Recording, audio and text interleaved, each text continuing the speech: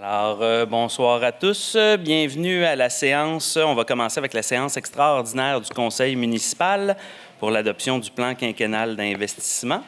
Donc, nous sommes mardi le 14 juillet, il est 19 h. Donc, on commence avec l'ouverture de la séance, le constat du quorum et le dépôt de l'avis de convocation. Le quorum est constaté, Monsieur le maire. Donc, on a ici l'ordre du jour. Est-ce qu'il y a des modifications? Aucune modification, Monsieur le maire. Merci. Alors, proposé par... Karine Benoît, je propose, Monsieur le Président. Merci. Appuyé par... Jennifer Robillard. Merci. Période de questions. Est-ce qu'il y avait des questions, maître? Nous avons reçu aucune question relativement au plan quinquennal d'immobilisation. Merci. Donc, avant d'aller dans l'adoption du programme quinquennal d'immobilisation 2027-2031, permettez-moi de vous annoncer quelques bonnes nouvelles concernant l'adoption de notre plan quinquennal.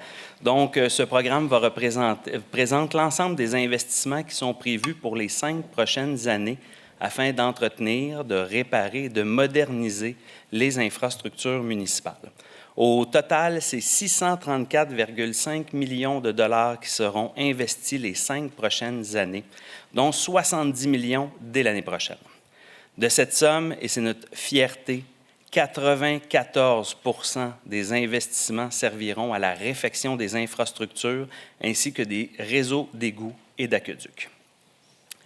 Pour les réseaux routiers, les parcs et les espaces verts, le PQI prévoit des investissements importants dans le réseau routier, nos parcs et nos espaces verts afin de maintenir la qualité de nos routes, des chaussées, tout en améliorant les trottoirs, les pistes cyclables et les sentiers polyvalents. Dès l'année prochaine, la Ville investira près de 30 millions dans les réfections des infrastructures souterraines, des rues et des chaussées, dont la rue Notre-Dame ainsi que la rue Sarteau, Tremblay, Singapour, Saint-Clair et Beaubien. De plus, près de 1,4 million seront investis dans les parcs et espaces verts, entre autres pour amorcer les travaux de construction du bâtiment d'accueil des Sentiers de la Presqu'île, qu'on attend depuis un moment, ainsi que pour remplacer les modules de jeu au parc Claudel. Enfin, 5,9 millions seront dédiés à la réfection des bâtiments municipaux et au maintien de la flotte des véhicules, dont 3,3 millions servira au remplacement de camions-échelles pour le service des incendies. Vous le savez, les infrastructures en eau, pour nous, c'est une priorité. L'avenir de Repentigny repose sur des infrastructures durables et de qualité. Reconnue comme un modèle en matière de gestion de ces infrastructures en eau, la Ville investira plus de 326 millions au cours des 5 prochaines années pour poursuivre la modernisation de ces installations. Ces travaux permettront d'offrir une eau de qualité, de protéger l'environnement et de maintenir un service fiable. Prendre soin de nos infrastructures d'eau, c'est prendre soin de notre avenir. Les investissements que nous faisons aujourd'hui nous permettent d'offrir des services de qualité et de préparer l'avenir de Repentigny pour les prochaines générations. Le PQI permet à la Ville de prévoir les grands travaux à l'avance et de réserver l'argent nécessaire pour les réaliser.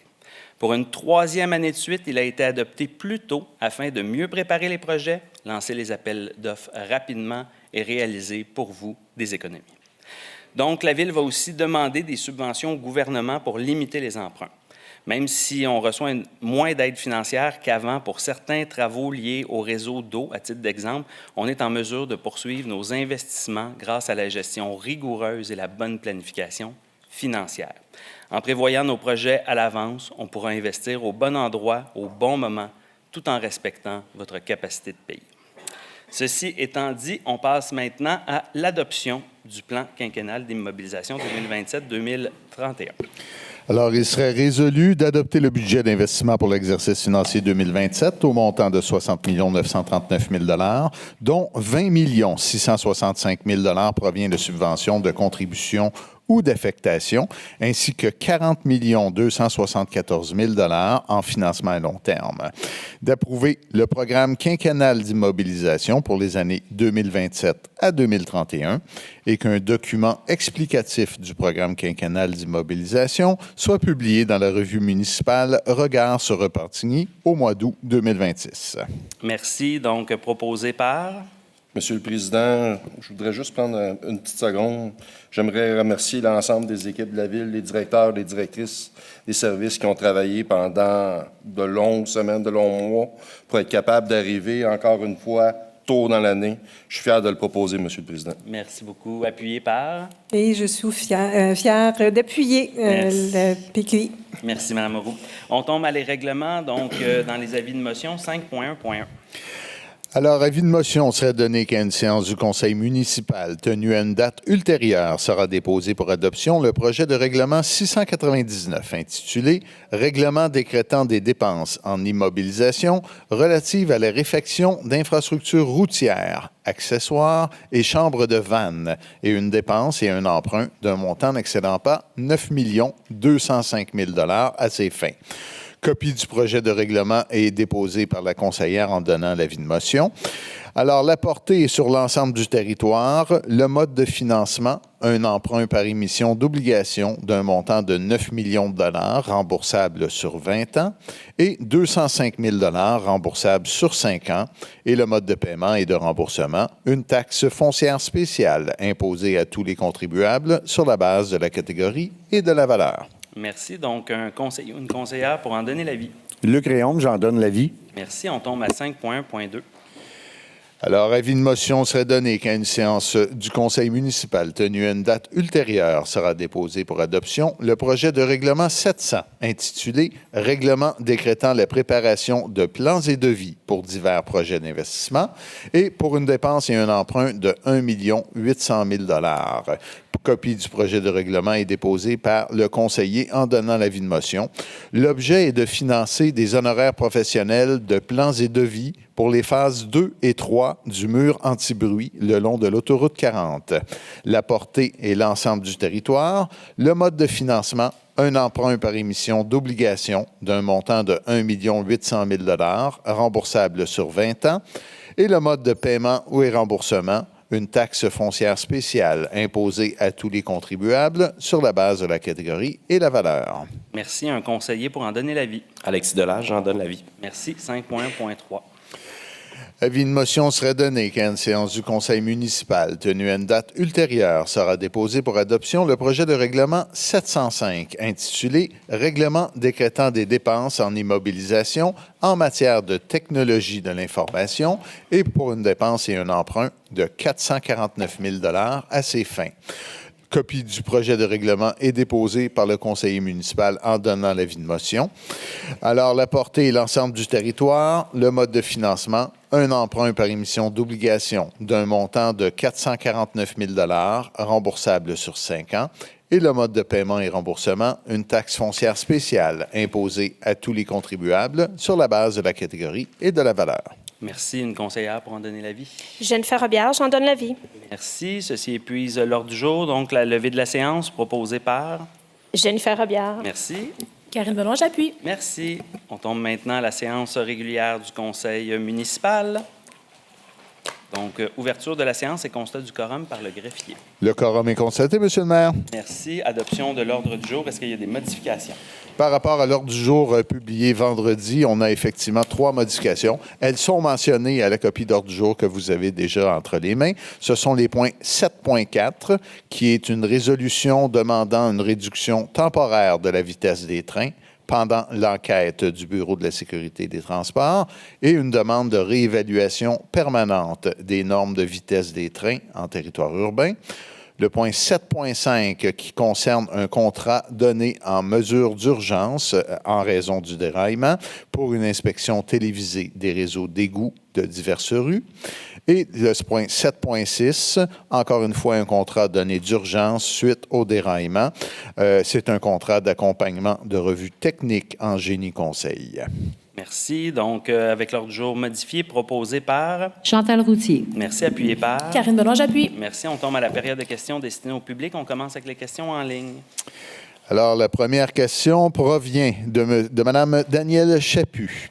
Alors, serait-il possible d'avoir un abreuvoir pour chiens au parc de l'Île-Lebel? Merci. Écoutez, je vous remercie pour votre question. On va faire les vérifications. Là, effectivement, depuis qu'on a mis le parc à chiens, je me doute qu'il y a un besoin.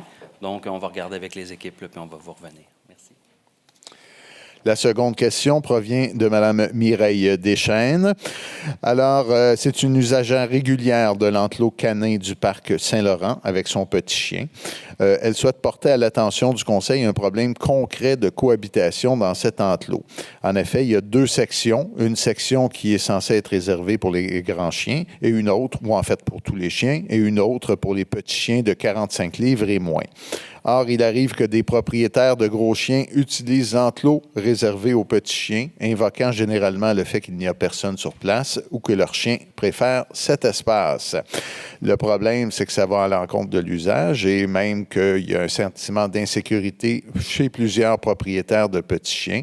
Cette situation cause des tensions aussi parce que et certains échanges intimidants avec les propriétaires de gros chiens. Alors, la demande serait d'avoir une signalisation claire indiquant explicitement que l'enclos à petits chiens est strictement réservé aux chiens de 45 livres et moins en tout temps, même lorsqu'il est momentanément inoccupé. Bien, écoutez, je vous remercie énormément pour votre intervention. On dit souvent que les citoyens sont nos meilleurs yeux sur le terrain et peuvent nous aider. On va s'assurer là, avec la direction générale là, de voir les possibilités là, pour l'installation de panneaux d'affichage. Je vous remercie beaucoup pour la suggestion. On a une question de Mme Jocelyne Bienvenue qui est à peu près au même effet. C'est aussi une usagère de l'enclos commun qui demande le même type d'affichage, effectivement, ayant vécu quand même une certaine confrontation, notamment quelqu'un qui l'a insulté et traité de crise de folle, excusez le mot. Donc, des gestes plutôt intimidants. Ouais. Voilà. Alors, c'est une demande d'affichage aussi. Très bonne suggestion. On va effectivement regarder, surtout mes excuses pour l'incivilité de certains citoyens, si vous saviez. Mais oui, on va faire les démarches là, pour s'assurer qu'il y ait un affichage. Merci beaucoup d'avoir pris la peine de nous informer. Merci. Je pensais jamais dire ce mot-là en pleine séance du Conseil, mais bon. Si vous saviez ce que je pensais pas dire à une séance du Conseil que j'ai dit dans ma vie. Voilà. La prochaine est de M. Michel Dumas, qui désire connaître la capacité de l'usine de production d'eau potable pour la population actuelle du territoire. À combien de pourcentage sa capacité est-elle et quel est votre plan futur suite à un accroissement de citoyens dû au développement urbain toujours croissant? Merci d'être à l'écoute des citoyens. Merci. Bien, écoutez, la meilleure réponse que je peux vous donner, M. Dumas, c'est que c'est un fait très intéressant. Là, en 20 ans, la population de Repentigny a augmenté de 18 % et pourtant, la consommation totale d'eau est passée de 10 millions de mètres cubes d'eau par année en 2016 à aujourd'hui en bas de 9 millions de mètres cubes d'eau d'utiliser. Donc, même si la population augmente et que ça nous donne le sentiment qu'on consomme plus d'eau, eh bien, sachez qu'avec l'utilisation très rigoureuse qu'on a fait de la tarification sur l'eau, bien, on voit là, que ça fonctionne parce que les citoyens font davantage attention. Donc, on produit moins d'eau qu'il y a 10 ans, même si la population a augmenté. Et bien, maintenant, avec le plan d'urbanisme qu'on est en train de faire, puis les nouveaux projets qu'on accepte, on demande, je vais vous donner juste un exemple, là, on demande à ce que les nouveaux projets qui soient bâtis aient des plans de rétention de l'eau de pluie à 90 % pour justement pas l'évacuer dans notre réseau. Donc, la Ville est très soucieuse par rapport à ce niveau-là. On nous a dit, les équipes des ingénieurs, on pourrait demain matin accueillir 10 000 nouvelles unités d'habitation à Repentigny, qu'on serait encore en mesure de fournir l'eau. Mais je vous rassure, ce n'est pas dans les plans de la Ville d'accueillir 10 000 nouvelles unités d'habitation. Donc, les usines d'eau là, sont pleinement en mesure. Et on vient d'adopter là, le plan quinquennal d'investissement. C'est un autre 200 millions qui va être investi dans nos usines d'eau, là, notamment là, dans les 5 prochaines années, pour s'assurer d'être aux normes des nouvelles exigences gouvernementales. Mais je vous rassure, là, en matière de production d'eau, même si ça a de l'air contre-intuitif, on consomme beaucoup moins d'eau à Repentigny cette année qu'il y a 10 ans. Et pourtant, on n'avait pas la même population il y a 10 ans. Ah, bien, merci. Alors, si jamais quelqu'un vous dit qu'il faut arrêter d'augmenter la tarification de l'eau, sachez que ce n'est pas la bonne voie à prendre. Il faut qu'on ait une augmentation qui est responsable, qui respecte la capacité de payer des gens. Vous en êtes une bonne démonstration, Mme Robillard, avec 3 enfants, un mari, et une piscine. Elle est en mesure... Bien, le mari aussi compte, hein, et il prend une douche lui aussi. Mais c'est la démonstration qu'on est capable d'être en dessous du 220 mètres cubes d'eau de consommation. Donc, si on fait attention. Alors, les prochaines, j'ai 2 questions de Mme Sonia Guildry. La première est un remerciement pour les aménagements, les nouveaux jeux au parc Jean-Claude Crevier. Elle demande par contre si ce serait possible d'ajouter une section de jeux d'eau et peut-être d'ajouter aussi des croque-jeux sur le même principe que les croque-livres dans les parcs. Bien, écoutez, pour les croque-jeux, très intéressant. C'est une mesure qui peut être faite à bas coût, là, donc on va pouvoir essayer de voir les possibilités. Pour ce qui est des jeux d'eau, toutefois, je tiens à vous préciser, on vient de faire justement des jeux d'eau à des artisans, pas plus tard là, à l'automne dernier. On a investi aussi dans d'autres jeux d'eau dans le secteur de Le Gardeur. Le défi, c'est qu'un système de jeux d'eau au bas mot coûte près d'1 million de dollars. Donc, on vient tout juste d'investir près d'1 demi-million dans le parc Jean-Claude Crevier. Il y a beaucoup de besoins partout à travers les près de 60 parcs qu'on a à Repentigny. On est sur un plan de match sur une dizaine d'années pour investir dans nos parcs, pour les remettre tous à neuf. Donc, pour le moment, là, il y a déjà une desserte de jeux d'eau dans le secteur de Le Gardeur. Je comprends que c'est peut-être pas proche de votre résidence, mais pour le moment, là, on veut s'assurer d'investir dans des parcs qui ont un besoin d'être mis à neuf. J'ai 12 collègues ici qui ont tous des idées de parcs à réaménager. Donc, on y va sur une séquence. Alors, pour le moment, il n'y a pas de jeu d'eau qui est prévu, puisqu'on vient tout juste de faire 2 nouveaux modules de jeux d'eau là, dans le secteur de Le Gardeur. La question suivante porte sur l'accident de train qui a eu lieu justement dans son secteur. Elle comprend qu'il y aura une demande à ce que le train circule à basse vitesse durant l'enquête et même de vouloir maintenir la vitesse plus basse de façon permanente. Son commentaire est que la vitesse devrait être à 30 km/h, comme dans les secteurs des écoles, vu que le train passe en plein cœur de la ville. Pensez-vous que ce serait réalisable pour maintenir la cohabitation avec le train et la paix d'esprit? C'est exactement le sens de la motion qu'on va adopter ce soir pour faire une demande officielle au gouvernement du Canada. Ce n'est pas la Ville qui régimente là, les vitesses de train, mais on va s'assurer d'être vocable auprès du gouvernement fédéral pour s'assurer d'une baisse là, permanente de la vitesse dans le secteur urbanisé. La question suivante est de Mme France Caron, qui nous rapporte un problème de stationnement, un véhicule stationné continuellement entre le 179 et le 177 boulevard Lacombe. Elle s'interroge, vu la proximité de pistes cyclables, de gens qui se promènent avec des marchettes, il y aurait un risque qui serait causé par ce stationnement permanent-là. Elle demande donc s'il serait possible de prévoir une interdiction de stationnement.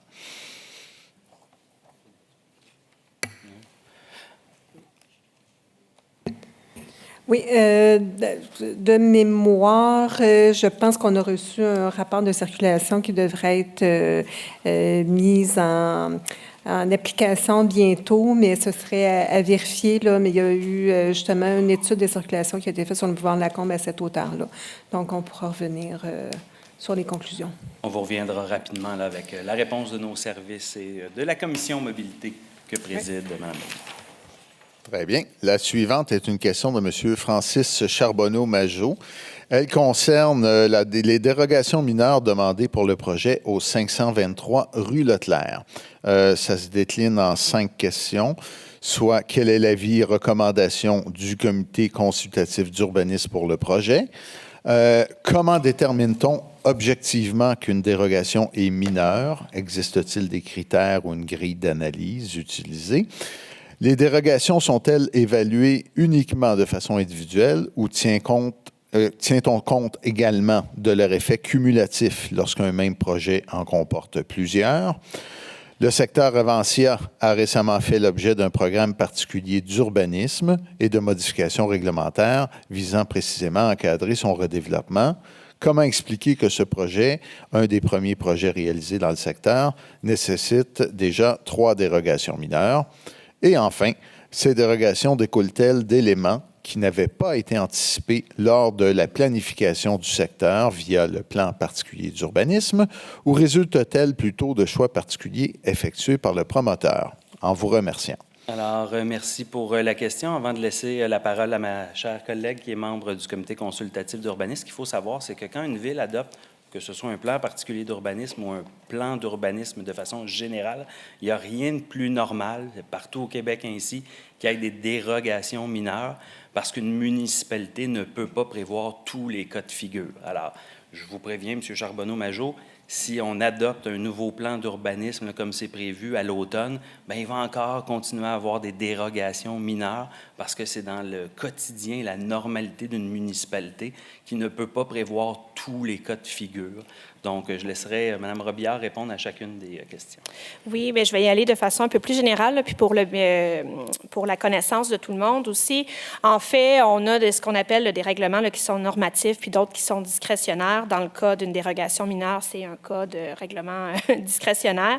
En fait, justement, ça nous permet de juger de la pertinence puis de la qualité d'un projet selon des objectifs dans un ensemble que le conseil municipal s'est donné, puis d'avoir, dans le fond, on a des critères stricts au niveau du règlement qui nous permet de déterminer les orientations. Donc, il n'y a rien de plus normal, comme M. le maire vient de le mentionner, là, qu'on voit dans les différents projets.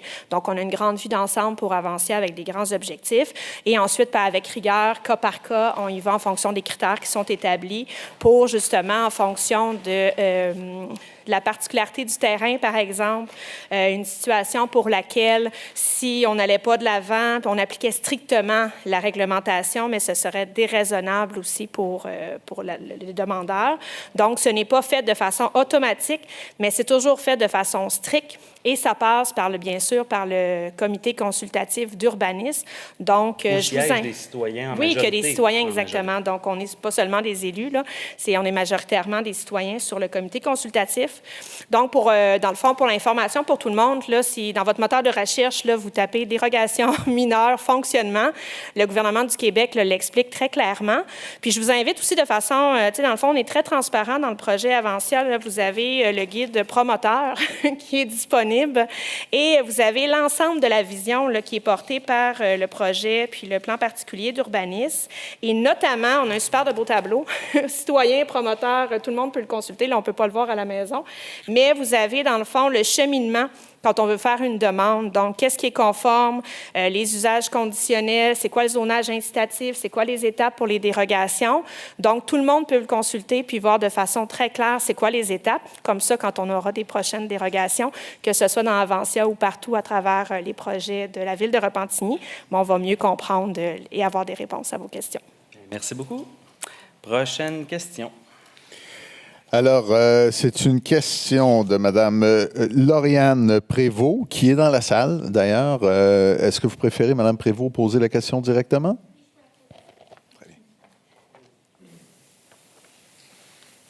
Bonjour. Bonsoir. Merci de prendre le temps de m'écouter. J'étais moins nerveuse quand je l'ai pratiqué chez moi aujourd'hui, avant de le débuter. En fait, j'ai envoyé ma demande déjà à quelques-uns d'entre vous par courriel. Je suis la propriétaire du 39 rue de l'Église. Pour vous situer, si vous regardez le centre d'achat, je suis une des 2 maisons qui ont comme voisin de gauche le stationnement du centre d'achat au niveau du Jean Coutu environ. On a acheté, mon conjoint et moi, la maison en 2023 et on a acheté une maison qui nécessitait des travaux considérant le coût des maisons actuellement. Quand on a acheté notre maison, il n'y avait pas du tout de gazon, il n'y avait pas aucun arbre sur le terrain à l'exception d'un petit arbre en avant. Et on a décidé de tourber, de mettre des haies, d'essayer de créer un petit peu plus de vie sur notre terrain. Et on a planté 2 arbres. Qui, initialement, on croyait étaient sur notre terrain. En fait, c'est notre terrain, mais c'est une parcelle qui appartient à la ville. Cependant, c'est à plus qu'1,5 mètre de la bordure du trottoir quand même. On a planté un arbre en mai 2025 et un autre arbre en mai 2026. Et le 4 juin 2026, on a reçu un avis manuscrit de la ville qui était non signé, qui nous disait de retirer les arbres. Alors, le lendemain matin, on s'est présenté à la ville et personne n'est en mesure de nous trouver qui nous avait envoyé cet avis-là.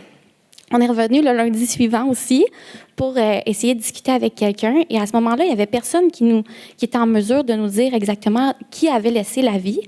Et finalement, à force de discuter, on nous a dit envoyez le certificat de localisation. On a vraiment confirmé que ce n'était pas notre terrain après avoir discuté avec les personnes qui sont responsables des certificats de localisation.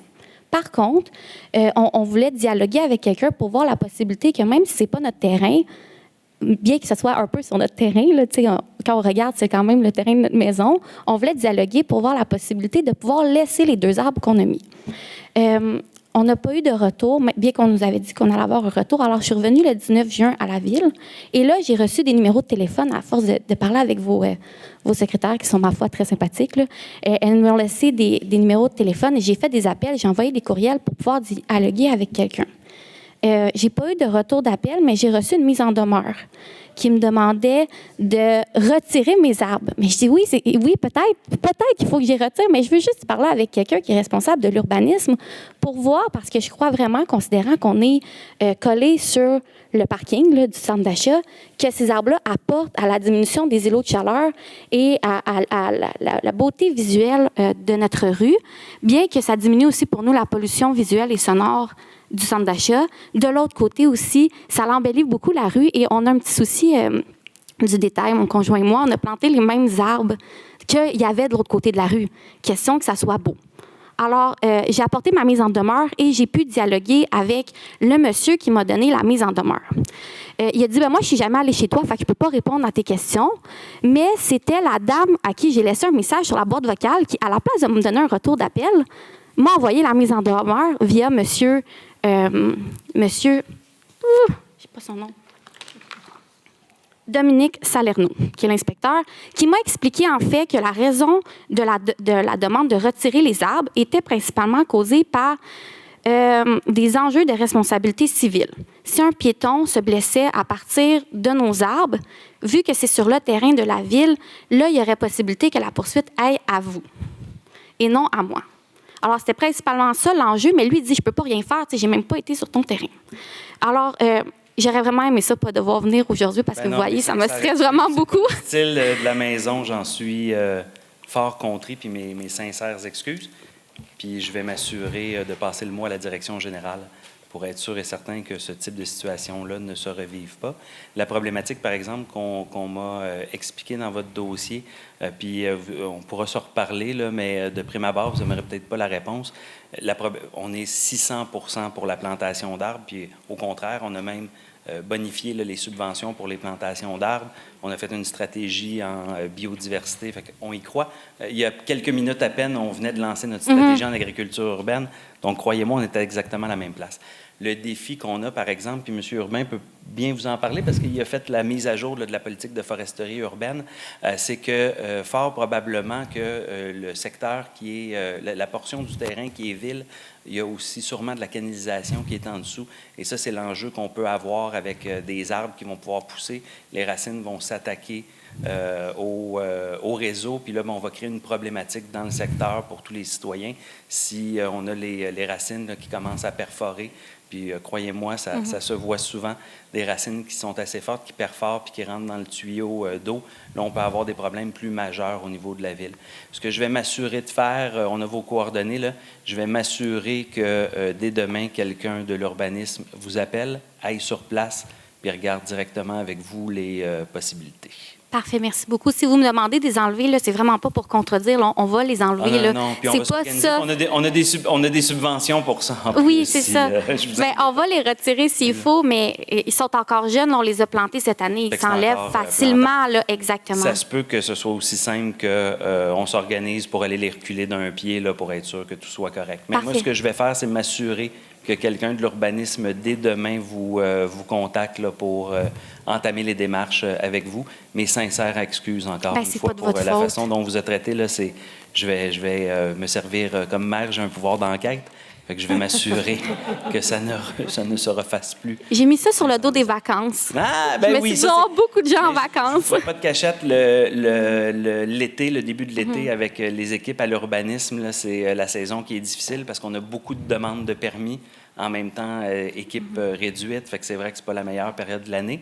Mais là, je vais m'assurer que quelqu'un vienne vous voir demain puis qu'on regarde là, quelles sont les possibilités pour que vous vous conformiez le plus rapidement possible, que tout rentre dans l'ordre et qu'on ait 2 beaux arbres de plus sur la rue de l'Église. Bien, merci beaucoup, c'est gentil. Merci d'avoir pris le temps, c'est gentil. Ça complète les questions en ligne, M. le maire. Merci. On passe aux questions destinées au public présent. Donc, M. Yves Lebrun.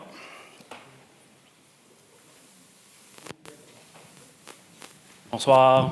Monsieur le maire. J'ai eu peur en voyant votre chandail. J'ai mal lu des lettres du côté dyslexique. C'est une marque de moto. C'est une joke. Je suis un fan fini. Donc, bonsoir, Monsieur le maire, membre du conseil. Bon, écoutez, c'est pour ma question fait suite au déraillement, dans le fond. Là. Vous connaissez mon amour et mon implication pour le transport actif, notamment le vélo et les pistes cyclables. Donc, ma question est la suivante. Savez-vous quand seront rouverts le passage à niveau du boulevard Le Bourgneuf ainsi que la piste cyclable longeant la voie ferrée à partir de la rue de la Paix vers la renommée Ceinture verte? Oui, pour ce qui est de l'ouverture de Bourgneuf, là, on est à peine à quelques heures. Là, tout le long de la semaine dernière, on n'avait pas d'espoir d'être en mesure de le réouvrir rapidement, mais pour des bonnes raisons, notamment à la demande du Bureau de la sécurité des transports, là, il y avait d'autres évaluations qui se faisaient encore. C'est pourquoi on ne l'a pas réouvert, malgré qu'on était persuadé d'être en mesure de l'ouvrir rapidement. Mais là, je pense une question gros maximum d'ici la fin de la semaine. Là, on nous a dit que ça allait être réouvert.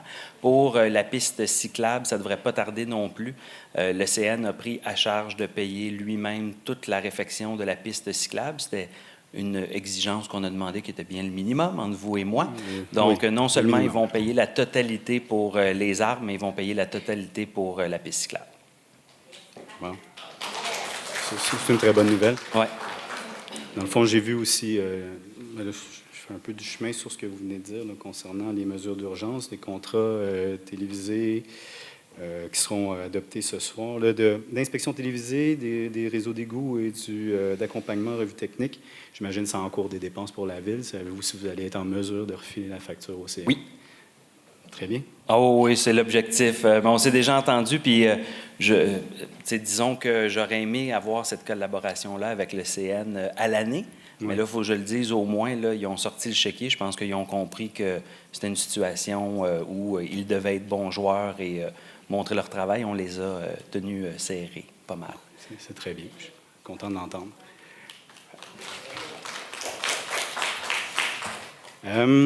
Dernière question, en fait, c'est toujours suite au déraillement. Vous avez répété que la sécurité des citoyens était la priorité. C'est un discours qui me plaît d'abord, mais qui est, à mon sens, très peu compatible avec tout projet qui viserait à accroître la population vivant aux abords d'une infrastructure ferroviaire. Donc, je parle ici, admettons, d'un projet d'habitation multiple, par exemple. J'aimerais connaître la position de la Ville, savoir en fait si elle a changé face à un tel projet, le cas échéant. Oui. Parfait. Ça a changé, puis on va s'assurer de ne pas refaire les erreurs du passé. Parfait, c'est tout pour moi. Merci. Merci beaucoup. Prochain intervenant, M. Louis Bello.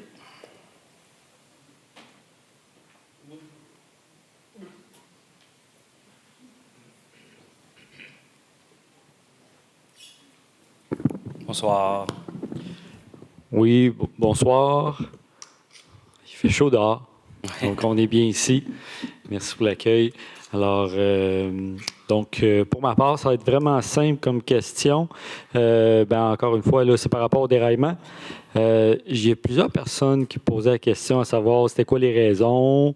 En fait, non, c'est ça. Les gens ils me disaient, probablement c'est à cause de la chaleur, à cause des bosses qu'il pourrait avoir là, sur les rails.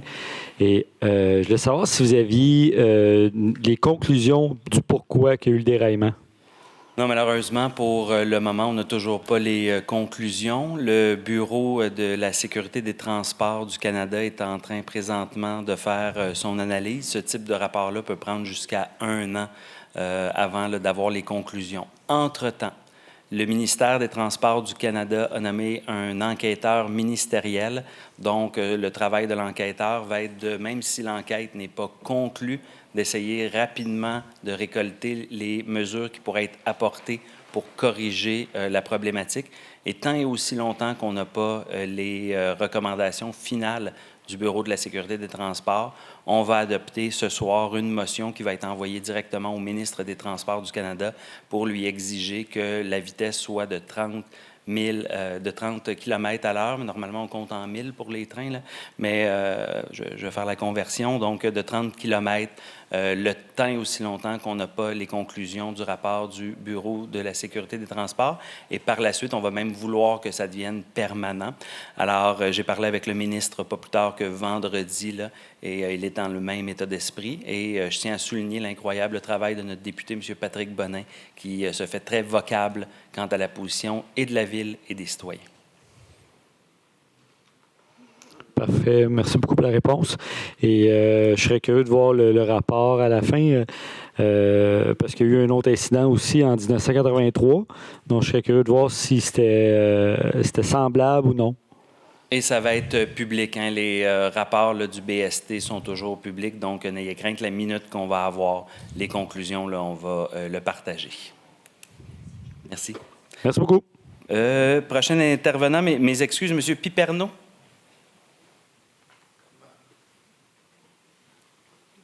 Désolé, j'espère pas avoir massacré votre nom. Non, ça a bien été. Bon. Oui. Mais c'est québécois, Piperno, non? Ben oui, non, ben c'est parce que c'est de la façon qu'il est écrit, là j'étais plus sûr des lettres. Mon écriture d'avocat. Non, mais c'est correct, c'est correct. Non, je suis vraiment d'origine italienne, mais je suis depuis 30 ans à Repentigny. J'ai pris la bonne décision de quitter Montréal. Ah, je vous confirme, vous avez pris la bonne décision. Alors, bonsoir, M. le maire. Bonsoir À tous et à tous. J'aurais peut-être 2 questions assez rapides. Je ne vais pas prendre tout votre temps. Vous avez une grosse soirée ce soir. Concernant le prochain triennal sur les taxes de la Ville basé à partir du 1er juillet de cette année. Oui.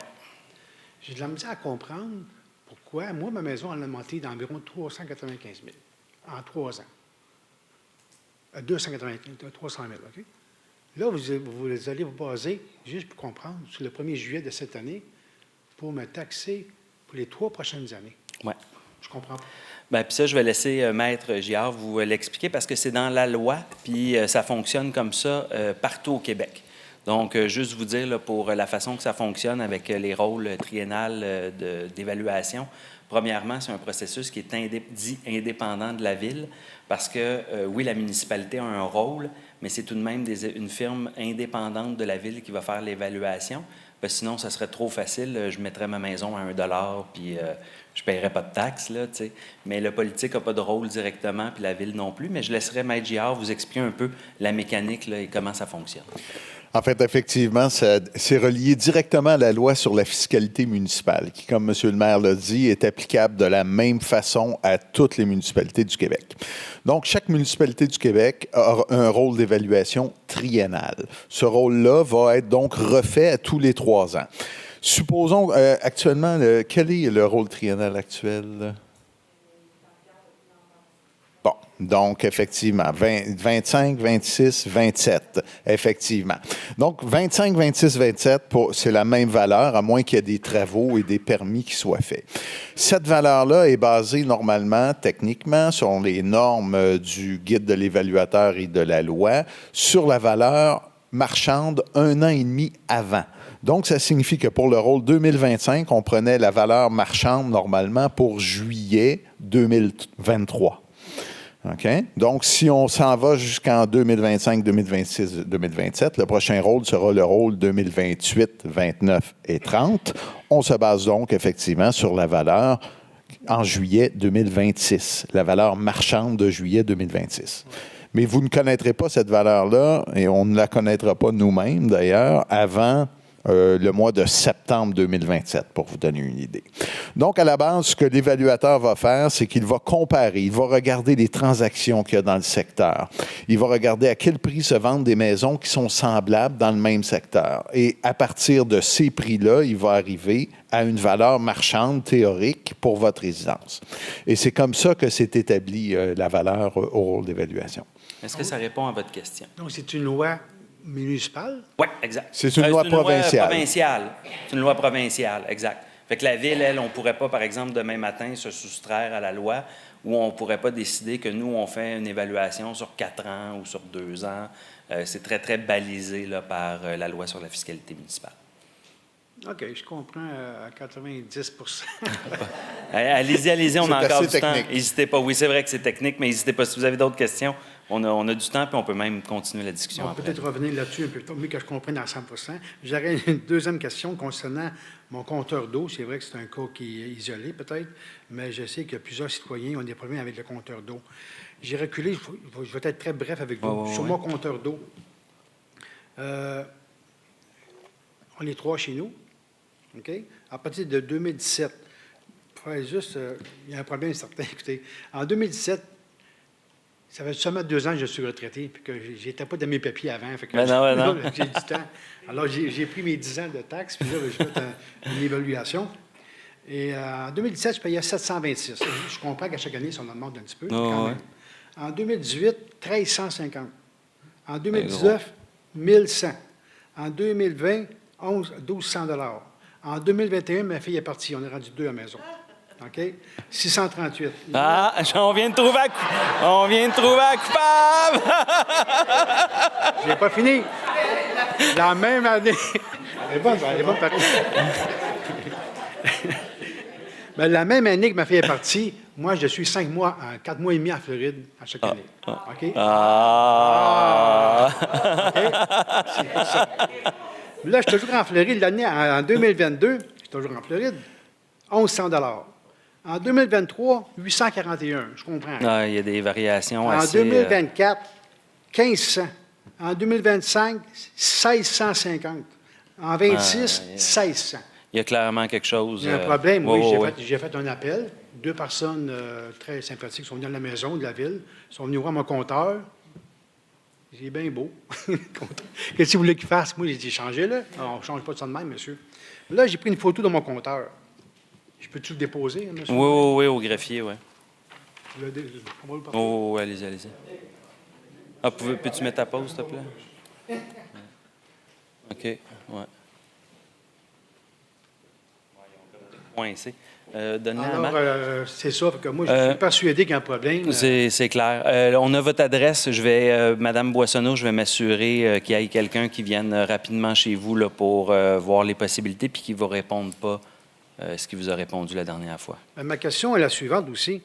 Pourquoi j'ai pas eu d'appel de la ville? Parce qu'il y a une anomalie. Oui, puis je suis un peu surpris parce que d'habitude, on s'en fait même une fierté, là, nos équipes. Puis il y a des gens qui peuvent témoigner parce qu'on a eu des appels.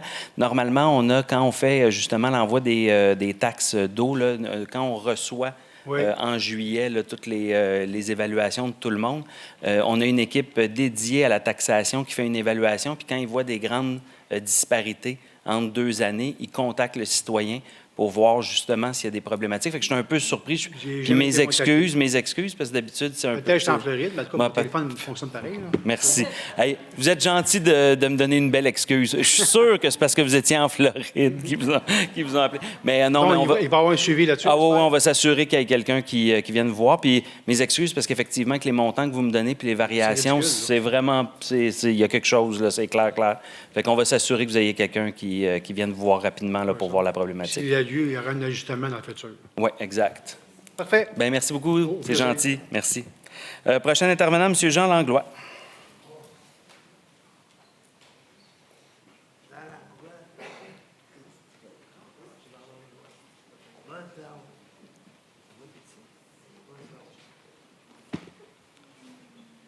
Bon.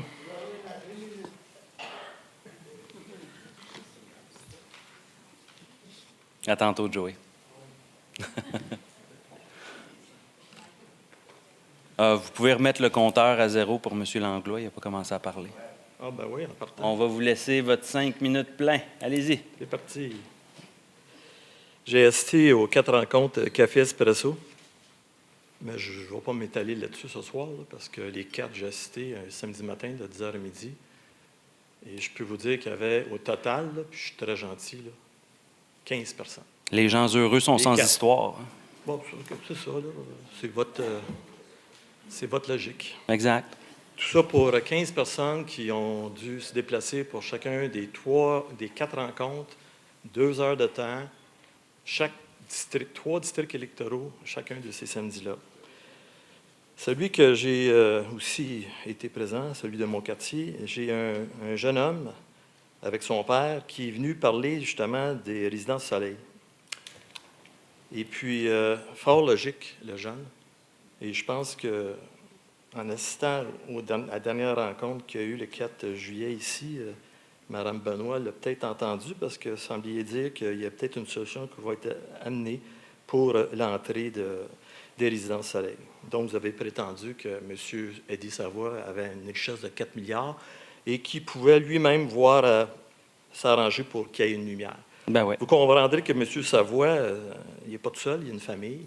Il voit à la gestion, puis eux autres, ils attendent d'avoir la phase 2 pour réussir à faire un 12 ou 18 étages si on ne fait pas un 30 étages. Là, ça va être le plan qu'on attend au mois d'octobre qui va nous définir qu'est-ce qu'il va pouvoir faire sur son terrain. Tant qu'il n'y aura pas ça, c'est sûr que j'ai compris qu'il ne fera jamais un aménagement d'entrée. Il veut voir qu'est-ce qu'il en est la suite. Ce jeune homme fort intelligent du quartier numéro 9, de la rue Louis Riel, soit dit en passant, qui venait avec son père lors de cette rencontre café, a fait allusion que ça pouvait être une situation temporaire pour aider les gens à traverser pour aller à la pharmacie, parce qu'il est là le problème, c'est que les gens veulent traverser, puis il n'y a pas de lumière à ce coin-là tant que le litige n'est pas réglé. Et puis, ce qui amenait le jeune, des balises à chevrons, de façon temporaire, puis je pense que vous l'avez peut-être capté vous-même. Puis moi, je dirais que des lumières jaunes de chaque côté pour dire qu'il y a un flashing qui dit « Oups, il y a une balise à chevrons ». D'ailleurs, à l'Assomption, les gens sont très respectueux des balises à chevrons. Les gens traversent en avant du collège, un peu partout sur le boulevard L'Ange Gardien, avec beaucoup de respect. Et ça pourrait être une solution temporaire en attendant pour aider les gens de la résidence Soleil. Fait que je vais vous laisser les copies que le jeune monsieur m'a données. Et puis, je ne comprends pas que ça n'a pas été laissé au conseiller. Je peux le laisser à un des deux. Mais dans une image, je vous mets le mot. Ça explique la solution qui pourrait être amenée. Parce que sa grand-mère, c'est justement des résidences Soleil. Le deuxième sujet, vous comprendrez que ce soir, l'avis de motion qui est amené le mois passé, en juin, c'est la 5e fois que vous augmentez l'eau. Et puis, c'est substantiel. D'ailleurs, par pur adon, j'ai obtenu la ligne à Cube Radio, qui avait dû sûrement réentendre avec le groupe des communications. Non. Et moi, j'ai dit, le sujet était, êtes-vous pour ou contre les compteurs d'eau? Moi, je suis tout à fait pour les compteurs d'eau. D'ailleurs, on est une des villes, je dirais que 20 des villes au Québec ont des compteurs d'eau. Et j'ai même entendu Mme Pitre parler, la mairesse de Rosemère. Eux, ils les ont depuis 65. Nous autres, c'est vers la fin des années 70. D'ailleurs, j'habitais justement en 79 sur le boulevard Iberville à l'époque. Mais les augmentations que vous avez amenées, là, ça devient substantiel. Puis ce que je disais justement à M. Dumont, je ne suis pas contre les augmentations, sauf qu'à un moment donné, il y a des limites. Là, c'est drôle, tantôt, justement, on attendait un citoyen parler. Là. Puis là, vous voulez encore l'augmenter ce soir. Ça va être la 5e hausse consécutive d'augmentation de taxes d'eau que vous faites sous votre administration. Avec fierté. Avec les excédents, on passé de 87 mètres cubes. D'ailleurs, c'est à 227,3 mètres cubes égale 50 000 gallons. Vous avez trouvé le taux de le descendre à 220. Personne ne s'est rendu compte de ça. C'est sûr que moi, je suis peut-être longtemps conseiller municipal, puis je les vois venir. Mais on payait à ce moment-là 65 sous la base et 80 sous l'excédent, dans le temps de Mme Deschamps. Et ça a été augmenté sous votre règne d'une façon substantielle. On est passé en 22, une augmentation. En 23, 1,22 au lieu du 87 sous, c'est 35 cents d'augmentation du mètre cube. En 24, vous avez monté de 1,22 à 1,52, un autre 30 cents d'augmentation pour les excédents. Après ça, vous avez monté de 1,52 à 1,72, je ne sais pas si vous m'écoutez toujours. Là. Et puis une augmentation de 20 sous. Et là, vous avez augmenté. Je l'ai dit le mois passé, ce n'est pas 1,72 que vous avez dit dans les médias, c'est 1,77 le taux de taxation. Je vous corrige. Là, ce soir, on apprend qu'on passe de 1,77 à 1,93. Ah, c'est plate. Là, il reste 58 secondes. Non, c'est car le timer, il repart quand on a atteint votre temps. Vous avez épuisé votre temps. Alors, la question, elle est pourquoi vous voulez toujours augmenter substantiellement de même? On a 10 500 piscines. Les gens, vous avez vu les coûts tantôt? J'espère que Monsieur Langlois, la question, répondez-moi. Elle est claire, c'est bon.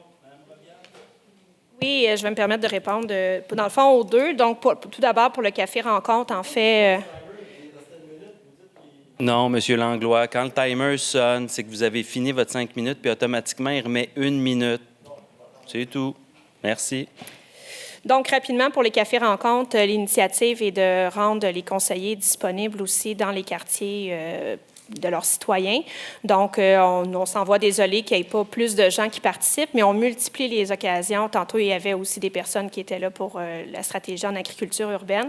Donc, notre objectif en participation citoyenne, c'est de multiplier les occasions de rencontres. Puis, on espère qu'au prochain Café Rencontre, mais il y aura encore plus de gens donc, à nos rencontres. Oui, parce que dans le fond, l'objectif, c'est de servir les citoyens. Donc, notre objectif, c'est justement de les rencontrer, d'échanger avec eux. Puis, c'est bien la première fois qu'on reproche à une formation politique, vous conviendrez, d'être trop à l'écoute des gens. Donc, c'était aussi mon samedi matin, donc ça m'a fait plaisir d'être là le samedi matin pour les citoyens qui se sont déplacés, dont vous en l'occurrence. Un moment agréable. Concernant au niveau de la taxation, au niveau de l'eau, donc on a été très clair depuis le début de notre mandat. Puis, on me cite souvent un exemple. Monsieur le maire a passé beaucoup dans les médias à ce niveau-là. Il a même fait dernièrement une présentation à l'Union des municipalités là, pour essayer d'influencer les autres villes à adopter le compteur d'eau. Puis ce qu'on se rendait compte en parlant avec les autres municipalités qui, des fois, ils ont une tarification unique, bien, les gens payent de façon unanime beaucoup plus cher que quand on applique la taxe qui est réelle sur notre consommation. Donc, il faut voir aussi les économies d'échelle qu'on est capable de faire parce qu'on se trouve à contrôler notre propre consommation d'eau. Quand on est arrivé en poste, ce qu'on a découvert, c'est que c'est la facture globale de l'ensemble des citoyens, finalement, là, qui se trouvaient à payer parce que le taux de taxation au mètre cube d'eau était bas, était adopté à tout le monde. Donc, votre voisin qui arrose, c'est pas anecdotique, là, j'en ai de ses voisins, qui arrosent pendant qu'il pleut avec leur gicleur, que la piscine coule, qui décident d'avoir un spa, qui partent pendant les vacances, qui reviennent, l'eau est verte, on la remplisse. Donc, ça, c'est un choix individuel. Moi, j'ai décidé d'avoir 3 enfants, à côté sont retraités, ils n'en ont plus d'enfants. Donc, c'est des choix qu'on fait au cours de notre vie, puis qui va avoir une incidence aussi. Votre facture va peut-être être plus grande quand vous avez une grande famille, mais un jour, ça va être à votre tour de plus les avoir, qui vont avoir quitté la maison. En tout cas, je me le souhaite par bout. Comme parents, on souhaite que nos enfants volent de leur propre zèle éventuellement. Mais blague à part, l'idée, c'est vraiment d'assumer dans une proportion qui est excédentaire au taux qu'on essaie d'avoir au niveau du Québec. Donc, l'eau, c'est précieux. On s'en est fait une obligation au niveau de l'équipe de se donner des moyens de réduire notre consommation d'eau. Pour la protéger, on l'a vu tantôt, les investissements majeurs, ça coûte extrêmement cher. On a des millions d'augmentations au niveau juste des produits chimiques qui apparaissent année après année.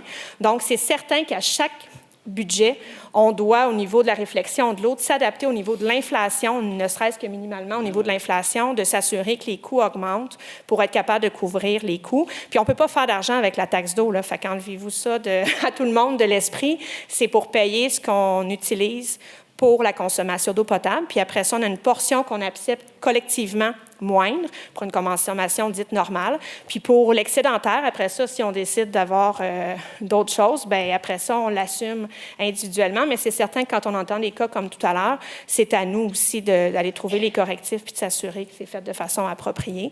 Donc, c'est un peu pour exact. Tout ça. Donc, ça s'appelle le principe d'utilisateur-payeur. C'est assez reconnu. Je pense que tous l'acceptent. Puis, au contraire, on s'est toujours fait une priorité de protéger l'eau à Repentigny comme conseil de ville. On va continuer à le faire malgré les détracteurs et à protéger notre environnement. Je pense qu'on le voit bien là, depuis le début de l'été, qu'est-ce qu'on vit en matière de changement climatique. Donc, nous, on va être encore là comme conseil, les 12, ainsi que le maire, pour protéger la ressource de l'eau, s'assurer que vous ayez de l'eau potable chez vous. Puis l'année dernière, il y a eu une canicule et pourtant, Repentigny était une des seules villes où il n'y avait pas d'interdiction de consommation. Quand je vois qu'est-ce qui arrive présentement à Montréal avec les conduites d'eau qui pètent, moi, je suis fier de la gestion qu'on fait de l'eau à Repentigny.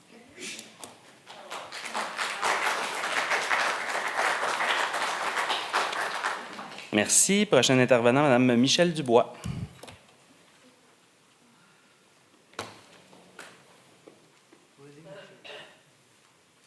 Bonsoir. Bonsoir à tous. Je vais commencer rapidement par vous remercier. 3 remerciements. Premièrement, les cafés espresso, j'y ai assisté dans mon quartier. Je trouve ça génial que des conseillers aient décidé de donner leur samedi matin. C'est dommage qu'il n'y ait pas eu plus de citoyens, mais c'était vraiment très apprécié. Alors, merci pour ça. Merci pour le marché public, qui fut un succès phénoménal. Merci. Un super projet pilote, qui j'espère restera pas pilote, mais qui va devenir permanent. Merci à tous. Et merci aussi pour la façon dont vous avez géré la crise du déraillement. Moi, j'ai trouvé ça, j'étais fière de mon maire. Ouais, merci. Merci beaucoup, c'est gentil, cher. Ma question concerne la sécurité des piétons. Au même endroit où je suis déjà venue en parler à plusieurs reprises, le coin Alice Forêt, boulevard Brillant. C'est un coin où on doit traverser 4 voies plus interplein. Et quand on traverse admettons, vers le côté de la quincaillerie, on a les autos qui nous arrivent dans le dos, qui ont le droit de tourner en même temps que nous, on a la priorité. À ce moment-là, les autos ne laissent pas, la plupart du temps, le passage aux piétons. Puis, on ne peut pas faire le contact visuel parce qu'elles arrivent dans notre dos. Alors, il faut traverser comme ça. Et là, il y a des personnes âgées. Ça fait longtemps que j'en ai parlé. Puis, ce qu'on m'avait dit, c'est que l'employé de la ville qui gère la synchronisation des lumières n'était pas capable de changer ça. Là, maintenant, à Charlemagne, il y a de la synchronisation par intelligence artificielle. Il y en a aussi à l'Assomption. J'ai parlé au maire de l'Assomption. Ouais. Il a changé à 5 intersections. Il a mis de l'intelligence artificielle. Supposément que ça se fait mieux. Il m'a dit que ça ne coûtait pas si cher que ça, mais bon... Donc, on est là-dessus. Je ne sais pas les coûts, mais à ce coin-là, qui est vraiment dangereux, même la brigadière scolaire a de la difficulté. J'ai rencontré celle qui l'a remplacée, la brigadière scolaire, pendant quelques jours. Elle m'a dit, le premier jour, j'ai failli me faire renverser. Elle remplace à différents endroits dans Repentigny et elle m'a dit, ce coin-là est le plus dangereux. Et sans compter le fait aussi que les automobilistes ont changé leur façon de conduire parce que depuis la pandémie, je trouve, quand la lumière tombe rouge, là, il y a quasiment 1 ou 2 autos qui passent toujours sur la rouge, comme on dit, mais vraiment de plus en plus régulièrement. Et souvent, la plupart du temps, il n'y a pas de policiers. Alors, c'est rendu une habitude. Là, ça tombe rouge, 1, 2 autos qui passent. Donc, ça réduit en plus le temps de passage des piétons. Alors, je me demandais si à ce coin-là, qui est vraiment très dangereux, en plus, il y a les personnes âgées, comme je vous dis, qui traversent, on pouvait penser mettre de l'intelligence artificielle. Est-ce que ça va régler le cas? Je ne sais pas. Est-ce qu'on ne pourrait pas simplement ne pas donner la priorité aux autos quand les piétons traversent? C'est ça qu'il faudrait. Il y a quelques secondes, là, je pense que c'est 7 secondes qui manquent. Bien, je vous remercie beaucoup pour le commentaire. Je sais que la présidente vient tout juste de prendre tout ça en note, là, donc on va revenir avec le service de police et les équipes des travaux publics pour voir les possibilités à très court terme. Donc, c'est bien pris en note. Là, on va vous revenir rapidement. Je sais que je reviens souvent là-dessus. Non, vous faites votre travail. Je me dis, il faut qu'il se passe quelque chose avant un accident. Exact. L'intelligence artificielle, ça donne la chance, je pense, peut-être de changer les choses. Parce qu'effectivement, là, quand on avait fait l'année dernière, là, suite à votre question au conseil, là, on avait fait faire des vérifications. Puis je sais que les travaux publics avaient été à la limite de ce qu'ils pouvaient avec la programmation pour le temps de passage. Ouais. Mais là, on va regarder. Là, avec, Puis il y a des endroits où le temps de passage, les gens le gèrent. Je pense qu'à Charlemagne, ils le géraient de façon différente aussi, à certaines heures, ou tu sais, quand c'est l'heure de pointe. Ou, en tout cas, moi, je pense qu'il faut trouver une solution. C'est ça que je suis venue dire, qu'il faut trouver une solution. On va se mettre là-dessus. Merci beaucoup. Et puis, il me reste un tout petit peu de temps pour dire que bravo pour votre gestion de l'eau. Et moi, je trouve, quand je passe puis que je vois encore des gens qui arrosent leur auto puis qui arrosent leur asphalte, je trouve encore que l'eau n'est pas assez chère. Alors, bravo. Ben, merci beaucoup. Merci, c'est gentil. Prochain intervenant, M. Joey Filion. Ah, est-ce qu'on peut attendre Joey? Il s'en vient avec le micro. Merci, mon gars. Comment? La première intervention, tu peux passer le chronomètre. C'est? Tu peux passer le chronomètre. Excuse-moi, je comprends pas. Tu peux passer le chronomètre. Partir le chronomètre. Le chronomètre, ah oui, excuse, désolé. La première intervention. Je voulais vous remercier pour tout ce qui s'est passé à date. Vous faites vraiment des bonnes affaires. Ah ben merci, Joey, c'est gentil. La deuxième... de ce cours. Je voulais juste savoir pourquoi il n'y a pas d'affaires. Attends une minute. Pourquoi il n'y aura pas de... Pourquoi il n'y aura pas d'accès au... Oh my God.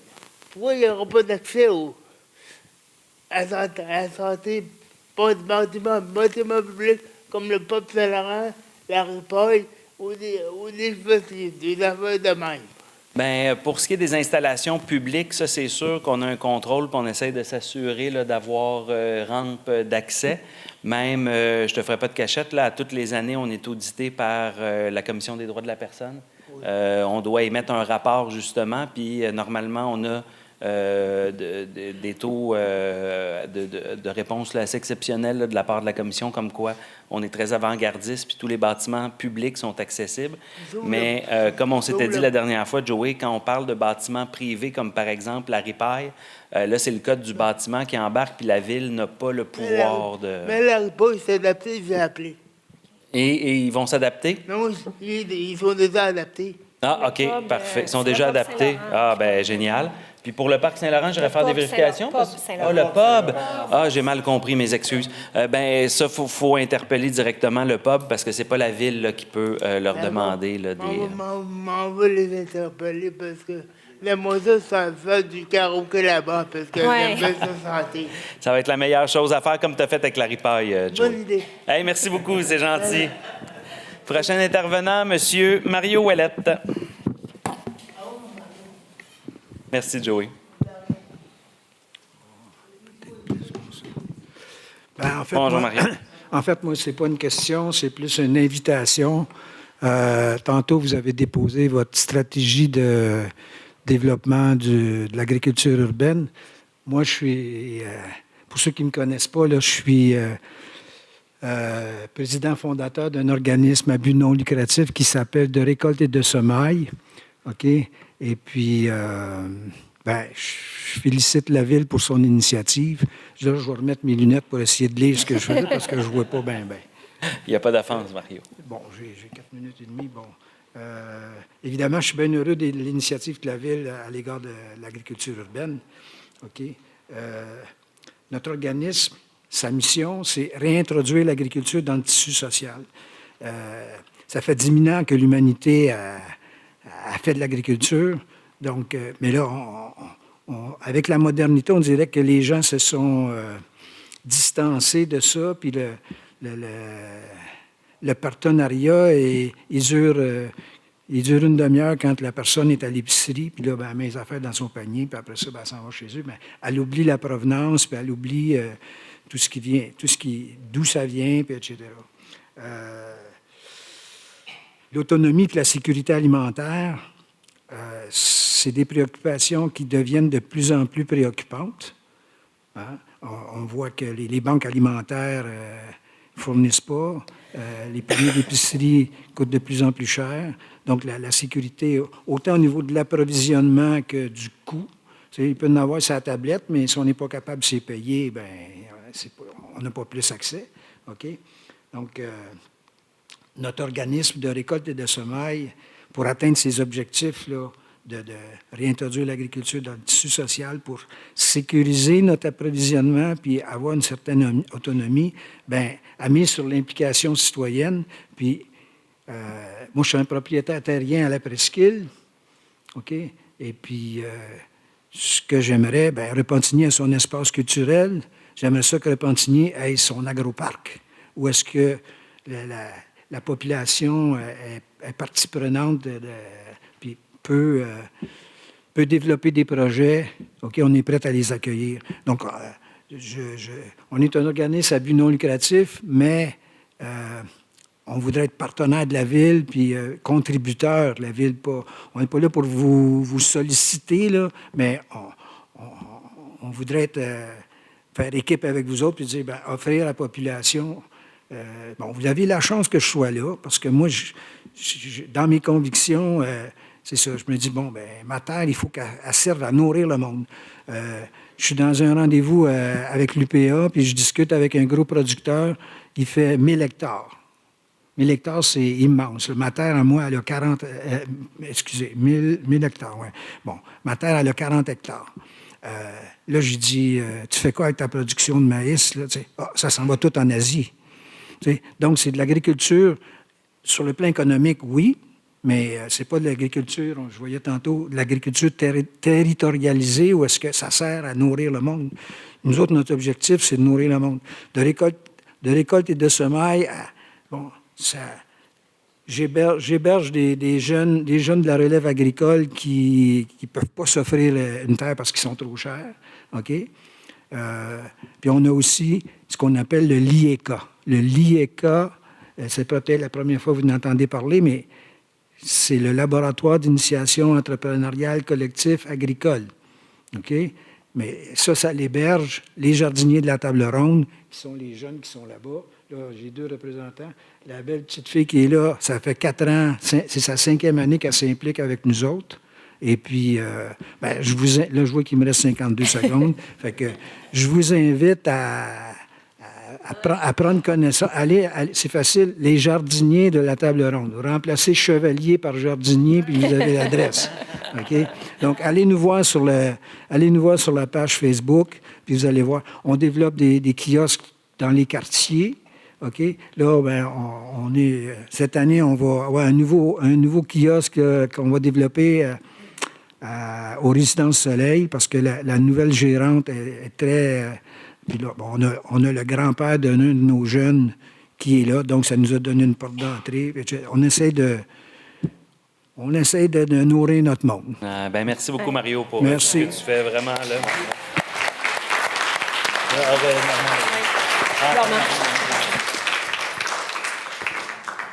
Monsieur Ouellet, je dois vous féliciter parce que vous êtes tenace. Vraiment tenace, une personne qui ne lâche pas. Je reconnais cette qualité en vous. Je crois qu'une partie de la réponse se retrouve dans le marché public, la réponse du marché public qu'on a eue.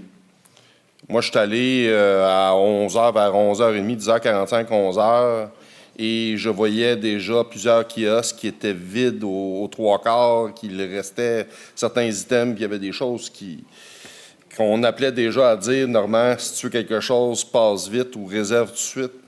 Ça, c'est la réponse venant de la population. La population, elle souhaite des produits frais, elle souhaite parler avec les agriculteurs, agricultrices, des gens qui sont sur le terrain, qu'on soit capable de leur poser des questions, d'obtenir des réponses. Moi, je suis parti avec certains produits, puis j'ai même taquiné mes confrères, mes consoeurs. Pas du sirop d'érable. Non, pas du sirop d'érable, j'ai pas le droit, je suis en conflit d'intérêts. Mais je suis parti avec des champignons, de la pleurote, pour faire une belle crème de pleurote. Non, pas avec du sirop d'érable, avec de la crème. Mais ceci étant dit, je ne vais pas vous donner la recette, c'est pas ça le but. C'est que lorsqu'on voit des produits frais, ça nous donne le goût de revenir à nos recettes anciennes. La première chose, quand je suis revenu à la maison, j'ai appelé ma sœur puis lui demandé « T'as-tu encore la recette à maman? » Puis là, elle l'avait pas. Fait que là, je me suis mis à refaire la recherche sur Internet. Aujourd'hui, on a cette activité-là pour être capable de le faire. Et une fois que je l'ai réussi, j'étais tellement fier. J'ai envoyé une photo à tous mes collègues. Et là, je gère les réservations pour venir chercher de la crème de pleurote à la maison. Mais ce marché public-là, tantôt, il y a quelqu'un qui disait, c'est un projet pilote. On va avoir collectivement, les élus, un travail à faire. Puis ça, c'est votre porte d'entrée, M. Ouellet. Vous devez être présent. Je sais que vous êtes sur ma rue, la rue du village. Vous venez, je crois, c'est les dimanches, les matins, puis vous arrivez avec vos produits. Je reconnais la jeune demoiselle qui est en arrière, qui passe. Et ça, il faut ramener l'agriculture proche des résidences. J'y crois fermement. Ceci étant dit, avec un peu de structure, avec comment je peux dire ça? Avec des lieux publics reconnus, où ce que les gens vont être capables de changer leurs habitudes, au lieu de peut-être d'aller à un endroit où ils ne connaissent pas la provenance, ils vont être capables de redécouvrir les produits frais, puis redécouvrir à faire la cuisine, j'ai dit. Merci beaucoup. Puis merci encore, Mario, pour tout ce que vous faites. Production locale, consommation locale par des jeunes de la communauté. Tu peux-tu être plus vertueux que ça? Ah non, c'est dur à battre. Merci. Prochain intervenant, Mme Nathalie Cloutier.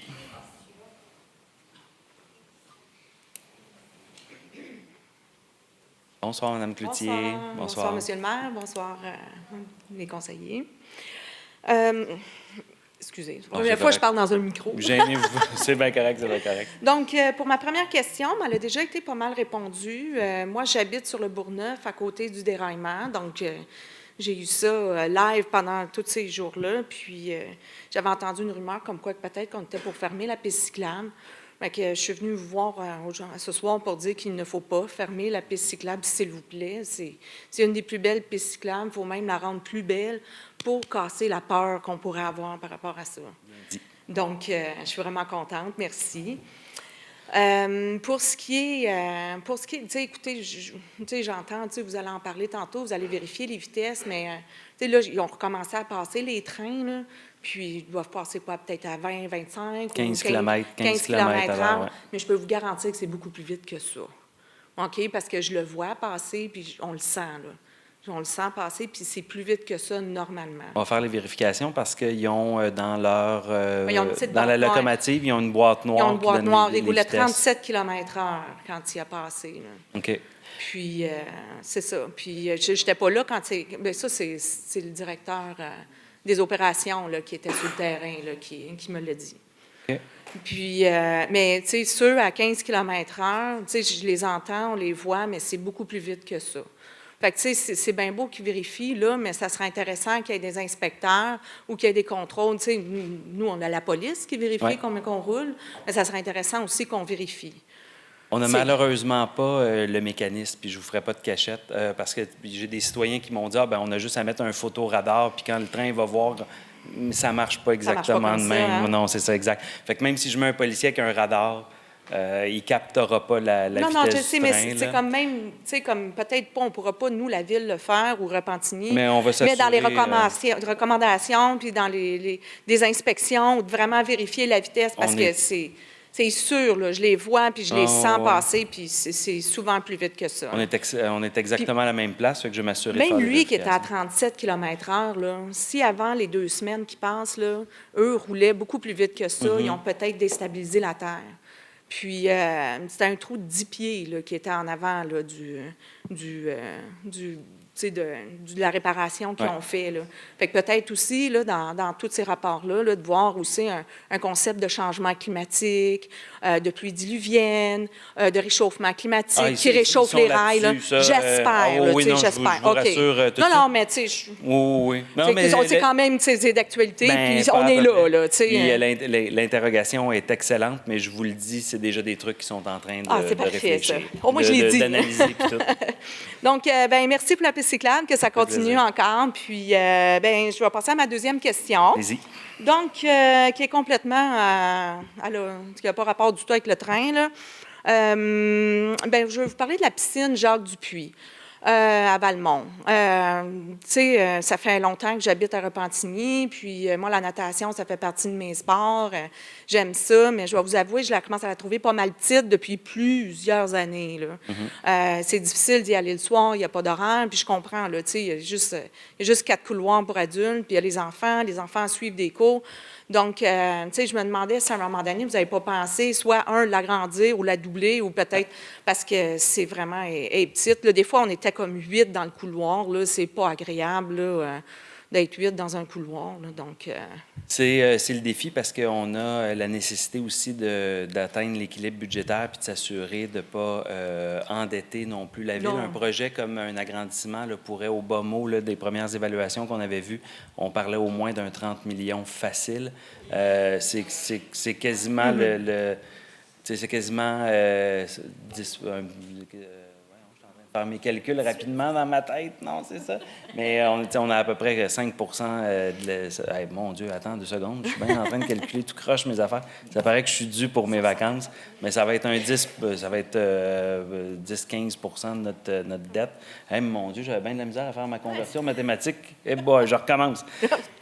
On parle facilement d'un 15 d'augmentation de la dette, là, juste pour un projet comme ça. Ce qu'on est en train d'essayer de... à peu près, là, ish, mettons. Soyez pas rigoureux sur le pourcentage. Ah non, c'est pas grave. Là. C'est juste, c'est peut-être dans un moyen terme. Parce que je sais qu'il y a du monde qui vont vouloir me reprendre après. Oui, Pas exactement le bon pourcentage. Non, mais c'est plus peut-être dans un concept de moyen terme ou dans un avenir, peut-être pas l'année prochaine. Non, je m'attendais pas à ça. Mais c'est dans une démographie qui augmente considérablement à Repentigny. Les piscines dehors, c'est bien le fun, mais pour aller faire des longueurs, pour s'entraîner pour le vrai, c'est plus difficile. Là, on est à la même place. À court, moyen terme, on avait bonne espérance. Là, on voit que ça retarde d'année en année, mais je sais que depuis 2017, la Ville de Terrebonne travaille pour faire une piscine dans le secteur de Lachenay. Donc, moi, j'ai pour mon dire qu'il faut qu'on arrête au niveau municipal de toujours se dire « ça, c'est ma ville, fait que moi, je vais avoir... ma piscine, mon aréna, mon aussi, puis la ville d'à côté, elle va faire sa piscine, son aréna. Des fois, on peut se mettre ensemble. Puis on répartit les coûts. Fait que là, c'est sûr qu'on attend de voir l'état d'avancement du côté de Terrebonne, parce que pour nous, ce qui serait le plus simple, parce que, tu sais, les gens, ils ne s'arrêtent pas à « c'est-tu ma ville ou c'est-tu le voisin » ou à un moment donné, tu sais, le Costco, il est à Lachenay, on va à Lachenay. Bon. Pour ceux qui vont chez Costco. Les autres, vous irez voir Mario pour les légumes. Mais blague à part, je fais de la pub, Mario. Mais blague à part, s'il y a une sortie d'autoroute, ben, pourquoi ne pas travailler à s'entendre financièrement à payer une location à la Ville de Terrebonne, puis que les gens de l'Ouest aient au moins une opportunité d'aller à une piscine qui pourrait être même quasiment plus proche que de se rendre à celle de Valmont. Oui. Là, on voit que ça prend du retard, mais c'est sûr que c'est dans nos préoccupations. Là, je ne vous cacherai pas que pour les 5 prochaines années, notre objectif, c'était surtout de rattraper le retard historique qu'on a en matière de réfection de rues puis d'aqueducs. On avait des gros besoins. Ça a été sous-investi dans les dernières années. Puis je ne fais pas un jugement politique, mais c'était peut-être pas dans l'air du temps, puis c'était pas la priorité. Là, aujourd'hui, on voit qu'on a un retard à rattraper d'1 milliard en rues puis en aqueducs. Fait que là, on s'est mis pour les 5 prochaines années vraiment là-dessus là, pour essayer de remettre ça à niveau le plus vite. Puis après ça, bien, c'est sûr qu'on fait un projet de redéveloppement comme Avancia pour attirer des nouveaux revenus, augmenter les revenus de la ville puis réinvestir dans des priorités qu'on a, comme par exemple l'agrandissement de piscine. Mais ça serait peut-être pas possible d'arranger, comme, tu sais, si vous me dites, un travail entre municipalités, comme, mettons, avec la piscine à Terrebonne, est-ce que ça serait pas possible d'arranger des tarifs avec eux? Parce que moi, je vais à Terrebonne, tu sais, nager à la piscine. C'est juste qu'ils ont monté leur prix, puis c'est rendu que ça coûte presque 14 $ aller nager une demi-heure. Donc, tu sais, si vous me dites qu'il pourrait y avoir une collaboration entre municipalités, ça pourrait être intéressant d'avoir des tarifs, tu sais, agencés à Repentigny. Je vais voir parce que c'est la première fois qu'on me dit qu'il y a des gens qui partent de Repentigny pour aller à la piscine qui est complètement à l'ouest. Oui, non, je sais. Il y a beaucoup de couloirs. Exact, oui, effectivement.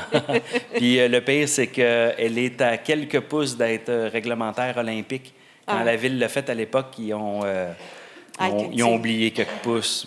C'est dommage pour les quelques pouces. Donc, mais oui, je vais faire des vérifications là, pour le volet de la tarification. Ça pourrait être intéressant. Mais comme je vous dis, c'est sûr qu'on a espérance à plus long terme. Là, elle va avoir de besoins d'amour. Elle a été faite dans les années 90. On voit l'augmentation de la population. Fait que c'est sûr que c'est dans nos préoccupations. C'est bon pour les enfants aussi. Ah ben oui, ça c'est sûr. Bon, merci beaucoup. C'est gentil d'avoir pris le temps. Dernier intervenant, Mme Louise Dalpé. Bonsoir. Bonsoir tout le monde. Bonsoir, M. le maire. Moi, c'est pour la rue des Auniers. Je demeure sur la rue des Auniers. Et j'avais appelé ici. J'ai essayé de faire secours, puis je ne veux pas perdre mon temps. J'avais appelé ici à la ville pour savoir si c'était possible d'avoir la rue à sens unique. On m'a référé au poste de police. Oui. Poste de police, la policière, l'agent m'a dit... Faites une pétition, madame. Avec ça, vous allez être correct. OK? Faites une pétition. Avec l'hiver qu'on a eu, moi, ça ne me tentait pas d'aller me geler d'une porte à l'autre. Les gens ne m'auraient peut-être pas laissé rentrer. En tout cas, j'ai attendu qu'ils fassent des journées plus belles, puis j'ai réussi à avoir ma pétition. J'ai rappelé. On m'a transféré ici. Ici, on m'a retransféré au poste de police. Au poste de police, l'agent a pris sa retraite. Oui. Elle a été remplacée par Joël Lapointe. Il a pris mon dossier en main, il m'a appelé.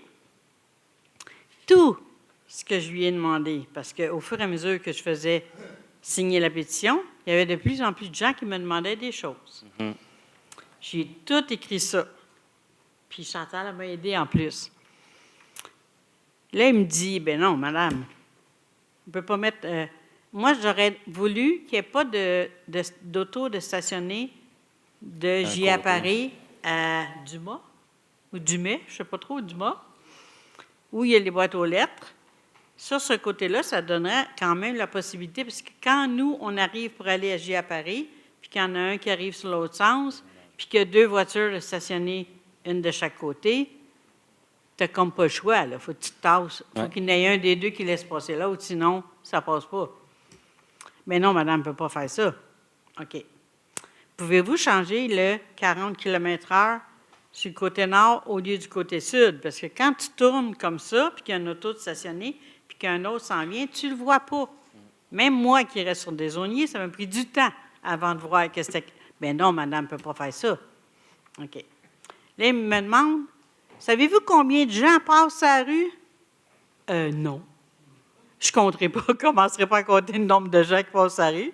Savez-vous à quelle vitesse ils vont? Non, je n'ai pas de fusil comme vous. Il me posait des questions là, qui n'avaient aucun sens. Vous saviez comment je suis désolé, Mme Dalpé. Aucun sens. Fait que tout ce qu'on a demandé, c'est rien. Puis j'ai tout fait ça. J'ai l'impression d'avoir tout fait ça pour rien. Oh, je vous rassure, pas pour rien, au contraire. Mes sincères excuses, comme vous le dites, on a un membre de l'équipe d'analyse qui est parti à la retraite. Oui, Nadine. Exact. De merci. C'est effectivement. J'ai tout écrit ça, moi je prends tout en note. Non, puis vous faites bien. Puis des fois, il y a des retraites qu'on a plus hâte que d'autres. Et là, on est en train de retravailler avec l'équipe, avec la direction générale. Oui, je l'ai dit, mes excuses. Mais on est en train de travailler avec l'équipe de la direction générale pour revoir la méthode de travail par rapport aux analyses des dossiers de circulation, parce qu'on a une certaine insatisfaction, parce que vous venez nous partager ce qui nous insatisfait par rapport au mode de gestion. Lui, le monsieur, là, Joël Lapointe, là, il m'a dit qu'il ferait poser des bollards. C'est ça. Des compteurs, oui, les compteurs. OK. Moi, je pensais que c'était ce qu'on mettait sur la pelouse. Là. Non, c'est les compteurs. Mais non, c'est rendu des petits carrés à terre. Exact. Puis ça fait le même travail. Ça a été posé. Là, on a relancé il y a plusieurs dossiers de circulation où on était insatisfait des réponses de l'administration. Là, il m'a dit, je vais faire poser ça vendredi. On s'est parlé le mercredi. Le vendredi d'après, il était supposé faire poser ça. Dans 3 semaines, Mme Dalpé, je vous rappelle. Oui, exact, parce qu'il faut qu'il laisse le temps. C'est un mois de ça. Oui, ça c'est normal, je vous dirais, Mme Dalpé. Okay. On est dans les périodes normales. Ça prend de 3 semaines à 1 mois pour être en mesure d'avoir une bonne évaluation. Parce que si on fait le calcul, juste permettez-moi de répondre. Je vous laisse répondre. Si on fait l'évaluation juste sur une journée ou sur une semaine, on n'aura jamais un rapport fidèle à la réalité. Oui, c'est pour ça que c'est entre 3 semaines et 1 mois, généralement. En plus, la rue des Auniers, c'est une rue qui est très noire. La dame qui reste en face de chez nous a un enfant handicapé qui prend le transport adapté.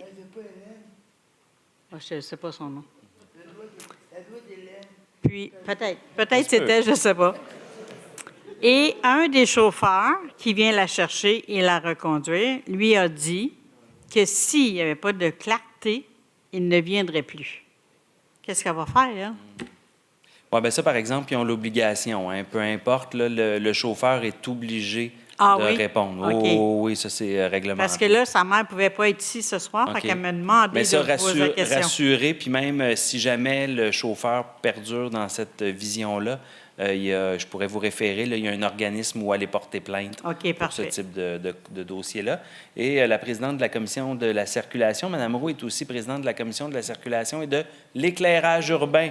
Parce que c'est une priorité pour nous. Les anciennes administrations de la Ville, depuis les années 70, puis c'est un choix politique qui était parfaitement défendable, ne voulaient pas nécessairement mettre de lampadaires partout parce qu'ils ne voulaient pas qu'il y ait de pollution nocturne. Donc, on voulait pouvoir voir les étoiles le soir. C'est une décision parfaitement légitime.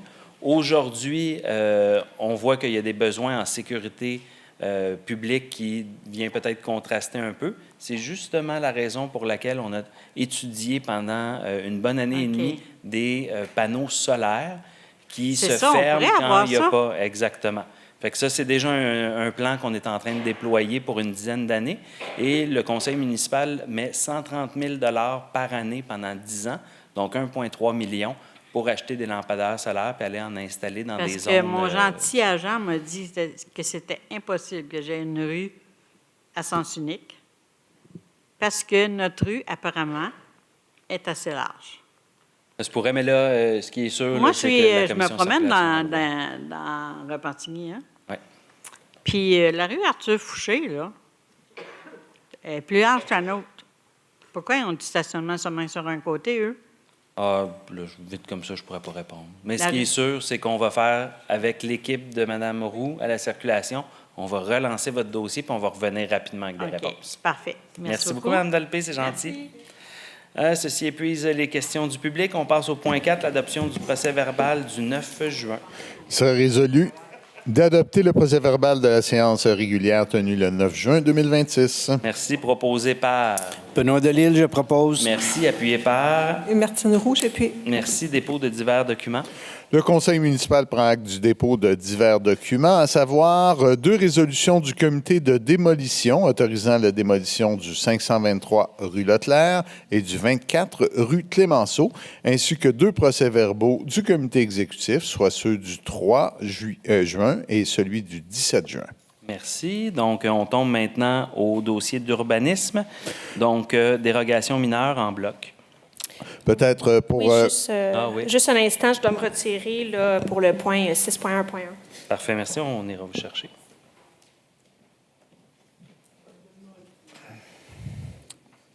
Alors, juste pour vous mentionner que l'ensemble des points à la section urbanisme ont reçu une recommandation unanime positive du comité consultatif d'urbanisme. Alors, la première concerne le 166 boulevard Louis-Philippe Picard.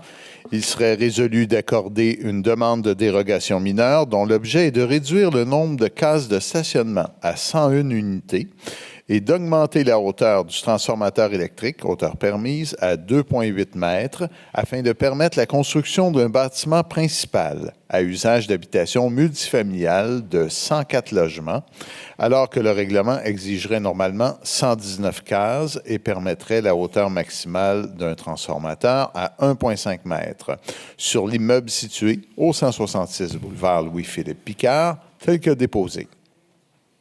Merci. Des citoyens qui ont des commentaires, opinions? Non, merci. On passe à 6.1.2. Non, attends, parce qu'on les vote tout en bloc. 6.1.2. 6.1.2. Non, mais vu qu'on les vote tout en bloc, Parfait. on va attendre. Très bien. On note ça. Alors, la prochaine concerne le Vous 138... m'avez bien élevé en matière éthique. 138 rue Morel.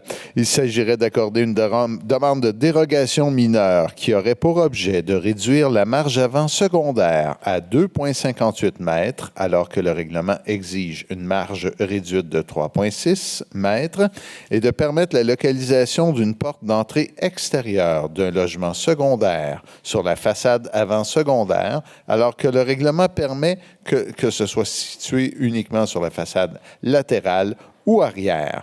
Donc, le tout pour permettre l'agrandissement d'un logement secondaire au bâtiment principal d'habitation unifamiliale isolée au 138 rue Morel, tel que déposé. Merci. Un citoyen qui a un commentaire, opinion? Non. 6.1.3. Ici, on concerne le 63 place Radisson. Il s'agirait d'accorder une dérogation mineure dont l'objet est de réduire la marge avant secondaire à 1,1 mètre afin de permettre l'installation d'une remise sur fondation d'une superficie de 15,7 mètres carrés et d'une hauteur de 3,8 mètres carrés, localisée dans la cour avant secondaire. Effectivement, on a un passage piétonnier qui fait que ça devient une cour avant secondaire, desservant le bâtiment principal à usage d'habitation unifamiliale, alors que le règlement exige une marge secondaire de 3,6 mètres minimum pour les caractéristiques énumérées pour le bâtiment accessoire sur l'immeuble situé au 63 place Radisson, tel que déposé. Merci. Un citoyen qui a un commentaire, opinion? Non. Alors, proposé en bloc par? Luc Réaume, je propose. Merci. Appuyé par? Je seconde, Monsieur le Président. Merci. On tombe à 6.2.1.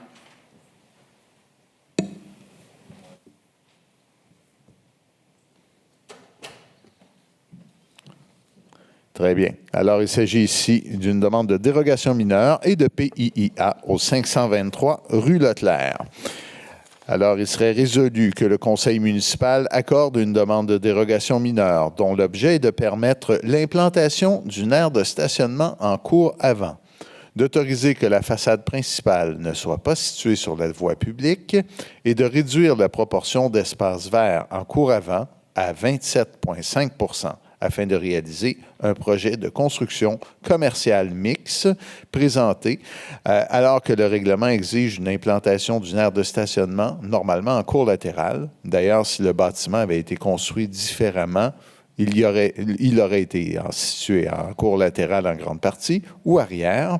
La façade principale située sur la voie publique et une portion d'espace vert en cour avant à 50 % minimum sur les meubles situés au 523 rue Leclerc, tel que déposé, et que le conseil municipal approuve le plan d'implantation daté du 13 mai 2026, option 1 des plans de construction daté du 1er juin 2026, le plan d'aménagement paysager, daté du 4 juin 2026, ainsi que les plans civils, datés du 12 mai 2026, concernant la construction du fameux bâtiment à la même adresse, à la condition de déposer des garanties financières assurant la conformité des travaux au montant de 150 000 $ et 50 000 $ pour la réalisation des aménagements paysagers. Merci. Donc, un citoyen qui, par rapport aux dérogations mineures, a questions, commentaires, il faut aller au micro en avant. Et c'est seulement sur le volet des dérogations mineures. Concernant la perte d'espace vert au stationnement en avant, est-ce qu'il va compenser ailleurs? Va-tu faire un toit vert? Va-tu... Dans le fond, on pourra voir de façon plus technique là, avec la direction, mais en effet, les toitures dans le projet avancé sont considérées comme des espaces là, qui comptent en termes de superficie de verdure.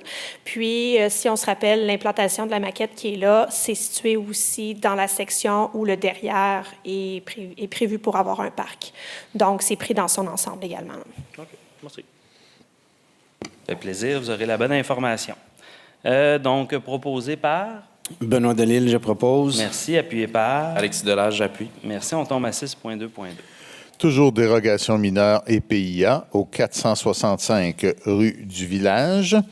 Alors ici, il s'agirait d'accorder une dérogation mineure dont l'objet est de permettre qu'un bâtiment principal dérogatoire d'un étage, habitation unifamiliale, reçoive un agrandissement aussi d'un étage, alors que normalement, la réglementation exige dans cette zone des bâtiments principaux ou leur agrandissement d'une hauteur de 2 étages, le tout sur l'immeuble au 465 rue du Village, tel que déposé, et que le conseil municipal approuve les plans de construction datés du 8 mai 2026 concernant cette rénovation et agrandissement, tel que déposé. Merci. Est-ce qu'un citoyen a des commentaires sur la portion des dérogations mineures seulement?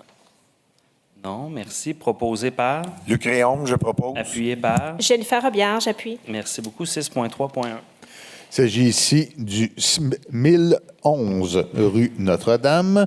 Alors, il serait proposé que le conseil municipal approuve le document daté du 7 et 28 mai, tout dépendant la page, concernant la rénovation du bâtiment principal à usage commercial en peinturant le revêtement extérieur sur l'immeuble situé au 1011 rue Notre-Dame aux conditions suivantes, soit poursuivre les travaux de peinture noire sur les côtés des marquises et déposer une garantie financière de 1 000 $ pour les travaux de rénovation du bâtiment principal.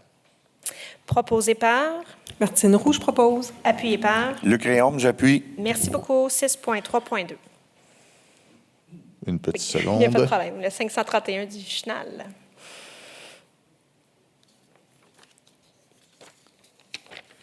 Effectivement, 531 rue du Chenal, il serait proposé que le conseil municipal approuve le plan d'implantation daté du 29 mai 2026, les plans de construction datés du 21 avril 2026, concernant la construction d'un bâtiment principal à usage d'habitation unifamiliale isolée sur le terrain vacant en milieu construit et l'aménagement extérieur sur l'immeuble situé au 531 rue du Chenal, à la condition de déposer une garantie financière de 5 000 $ pour les travaux de construction du bâtiment principal et la réalisation des aménagements paysagers. Merci. Proposé par? Luc Réaume, je propose. Merci. Appuyé par? Karine Benoît, j'appuie. Merci. On tombe dans les affaires courantes à 7.1. Il s'agit ici de l'octroi d'un contrat pour l'acquisition d'une rétro-excavatrice.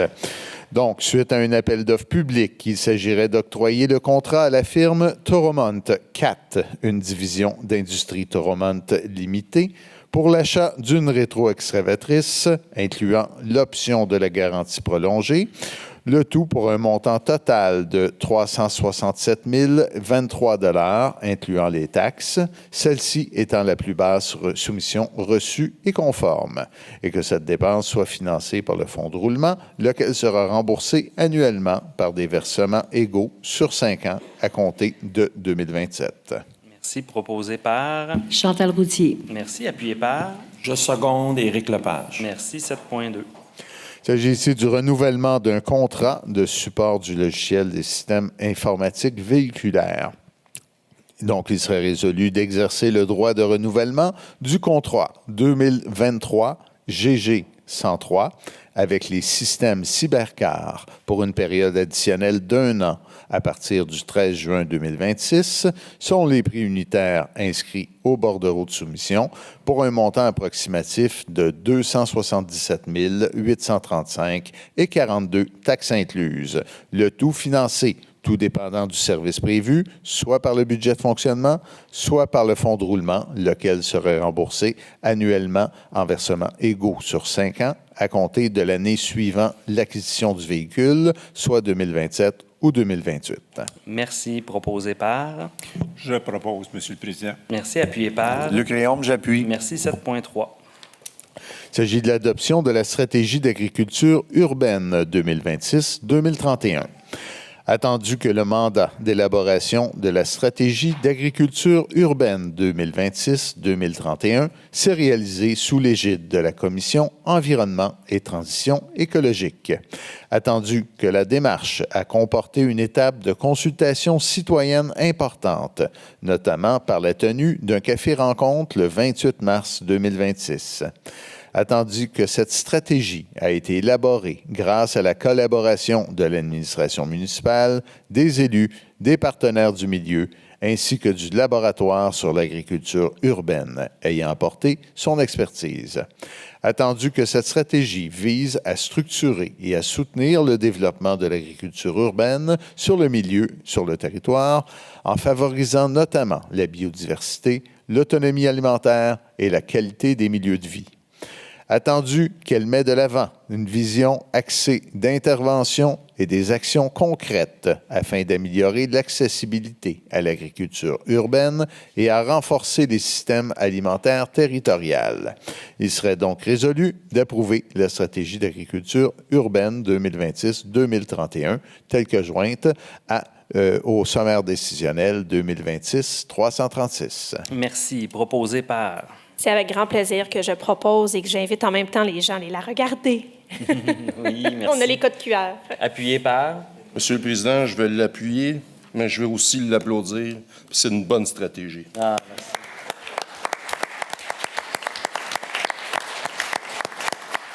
Et je remercie les citoyens d'avoir participé à l'élaboration de cette stratégie. C'est la marque d'ouverture de la maison, je vais dire ça comme ça. Donc, merci, félicitations aux équipes. On tombe à 7.4. Il s'agit ici d'une résolution demandant la réduction de vitesse des trains. Alors, attendu que le 5 juillet 2026, un train de marchandises a déraillé sur le territoire de la ville de Repentigny à proximité d'un secteur urbanisé, entraînant une importante mobilisation des services d'urgence de la municipalité, l'évacuation préventive de citoyens du secteur, ainsi qu'un sentiment de crainte généralisé pour la population. Attendu que bien qu'aucune perte de vie ne soit survenue, cet événement a profondément ébranlé les citoyens vivant à proximité du corridor ferroviaire et mis en lumière les conséquences potentielles d'un tel accident dans un milieu urbain densément peuplé. Attendu que le Bureau de la sécurité des transports du Canada mène actuellement une enquête indépendante afin de déterminer les causes et les circonstances ayant mené à ce déraillement. Attendu que les conclusions de cette enquête permettront d'évaluer si des mesures additionnelles doivent être mises en œuvre afin de renforcer la sécurité ferroviaire. Attendu que le principe de précaution commande l'adoption de mesures temporaires lorsqu'un événement soulève des préoccupations sérieuses quant à la sécurité publique et que les causes demeurent inconnues.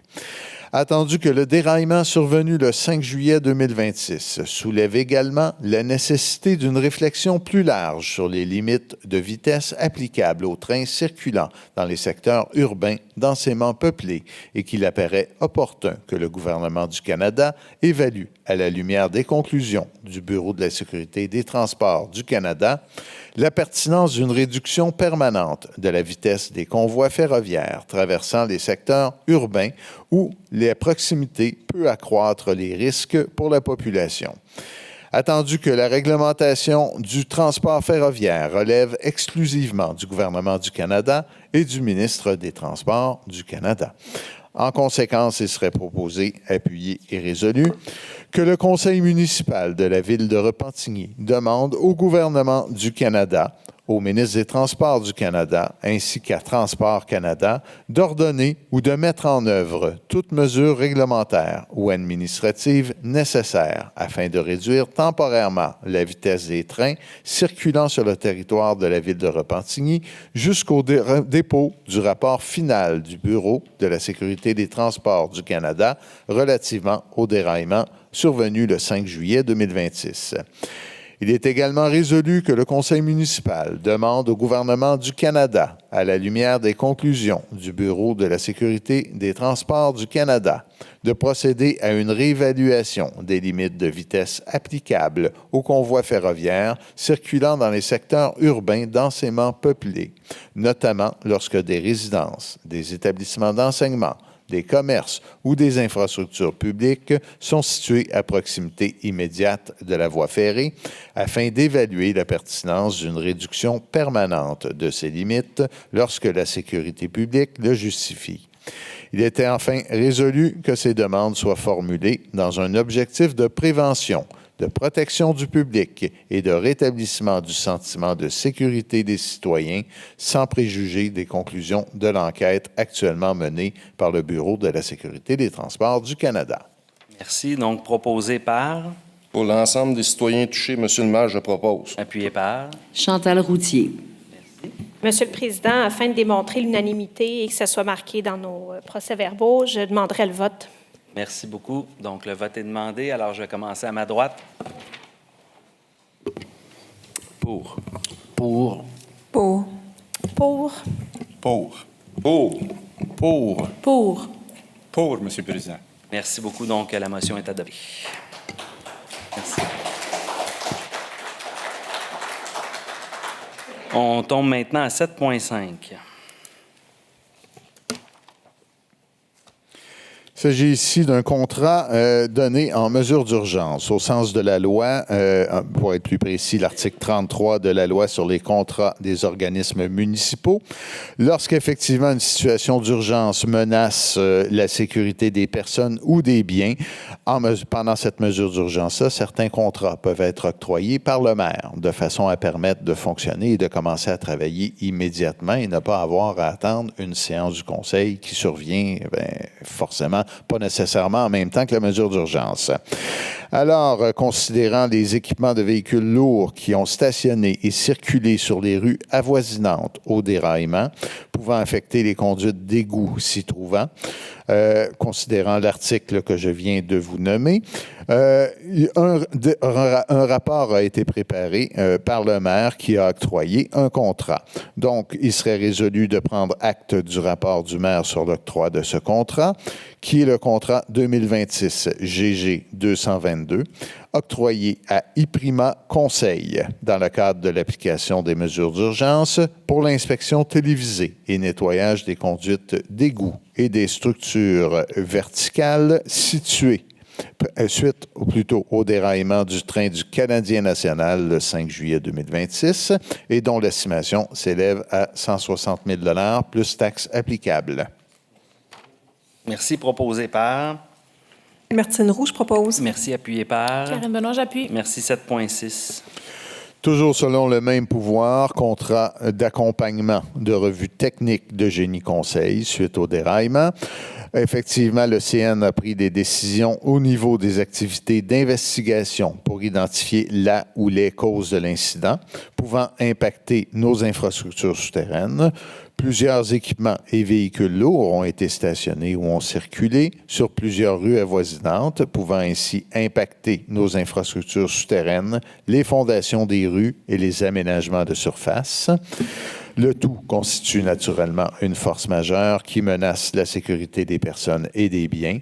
Donc, en vertu de l'article 33 de la loi sur le contrat des organismes municipaux, il serait résolu de prendre acte du rapport du maire sur l'octroi de ce contrat, qui est octroyé, le contrat 2026 GG 229 à Atkin Realis dans le cadre de l'application des mesures d'urgence pour l'accompagnement de revues techniques en génie conseil suite au déraillement du train du Canadien national le 5 juillet 2026, dont l'estimation s'élève à 650 000 $ plus taxes applicables. Merci. Proposé par? Chantal Routier. Merci. Appuyé par? Benoît Delisle, j'appuie. Merci. On tombe dans les avis de motion. Donc, 10.1.1. Il s'agit ici du règlement 77-3. Avis de motion serait donné quand une séance du conseil municipal tenue à une date ultérieure sera déposée pour adoption le projet de règlement 77-3 intitulé « Règlement amendant le règlement 77 relatif à l'établissement d'une bibliothèque municipale et à ses modalités de fonctionnement et d'opération ». Copie du projet de règlement est déposée par la conseillère en donnant l'avis de motion. L'objet est d'exiger que tout enfant de 10 ans et moins soit accompagné par une personne responsable, soit une personne de 14 ans ou plus, en tout temps, et retirer du code de conduite l'interdiction relative au fait de dormir à la bibliothèque. La portée est l'ensemble du territoire. Maintenant, l'occasion de vous endormir devant un bon livre à la bibliothèque. On vous invite à y aller en grand nombre. Donc, un conseiller ou une conseillère pour en donner l'avis. Chantal Routier, j'en donne l'avis. Merci beaucoup. 10.1.2. Avis de motion, c'est le règlement 442-9. Donc, avis de motion serait donné quand une séance du conseil municipal tenue à une date ultérieure sera déposée pour adoption le projet de règlement 442-9 intitulé « Règlement amendant le règlement relatif au plan d'implantation et d'intégration architecturale 442 afin de modifier la liste des bâtiments patrimoniaux ». Donc, l'objectif est assez clair. Il y a eu une mise à jour de l'inventaire des bâtiments patrimoniaux sur le territoire réalisée par la MRC. Nous devons maintenant apporter cette modification au règlement afin que le tout concorde. La portée est l'ensemble du territoire. Merci. Un conseiller, une conseillère en donner l'avis. Jennifer Robillard, j'en donne l'avis. Merci. 10.1.3. Il s'agit ici du règlement 624-1. Avis de motion serait donné quand une séance du conseil municipal tenue à une date ultérieure sera déposée pour adoption le projet de règlement 624-1 intitulé « Règlement amendant le règlement de démolition afin d'exclure les bâtiments accessoires sans intérêt patrimonial de l'application du règlement » et de réduire la liste des documents exigés lors du dépôt de la demande. Donc, qu'est-ce qu'on a ici à l'intérieur du règlement? On l'a mentionné en partie, exclure du processus de dépôt d'une demande de démolition au comité pour les bâtiments accessoires sans intérêt patrimonial, alléger le processus de demande de démolition et harmoniser aussi, par concordance, avec le nouvel inventaire patrimonial adopté par la MRC. Donc, on est en lien un peu avec le règlement précédent. La portée est l'ensemble du territoire. Merci. Un conseiller, une conseillère en donner l'avis. Oui, Martine Roux, j'en donne l'avis. Merci. On tombe dans les premiers projets. 10.2.1.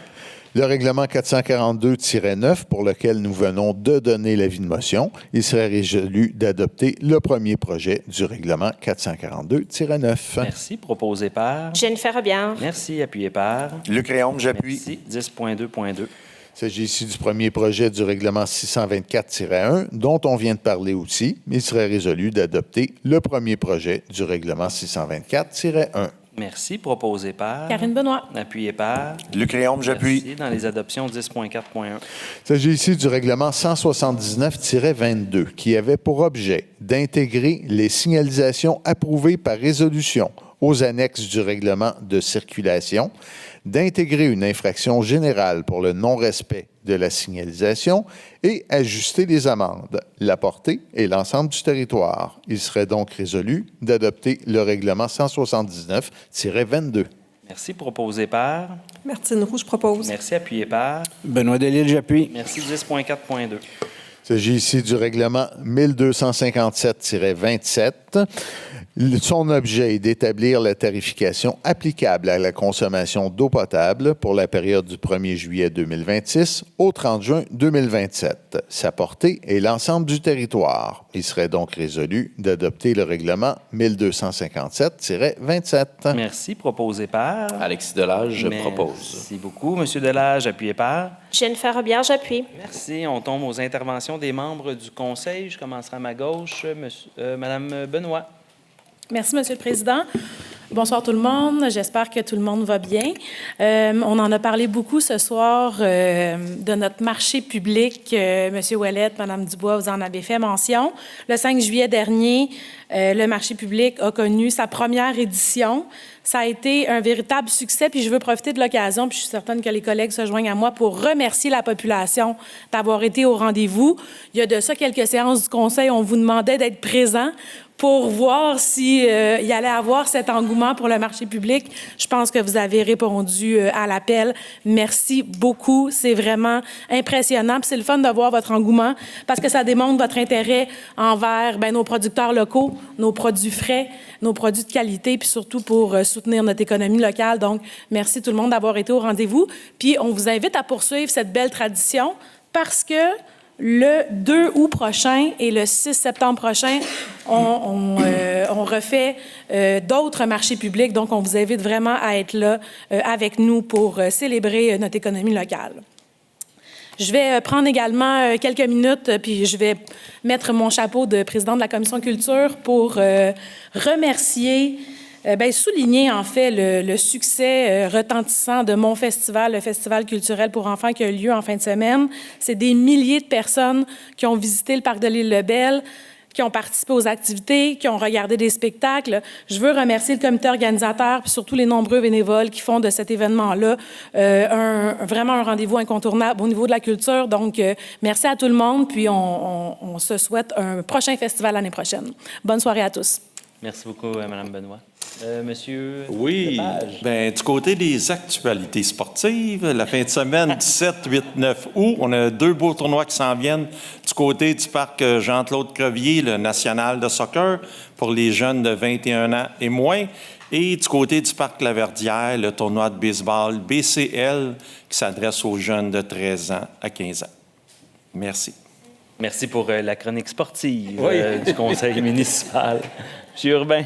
Je ne sais pas quelle chronique je dois dire, mais écoutez, Monsieur le Président, je vais rebondir un peu sur ce que M. Langlois a parlé tantôt de consultation citoyenne.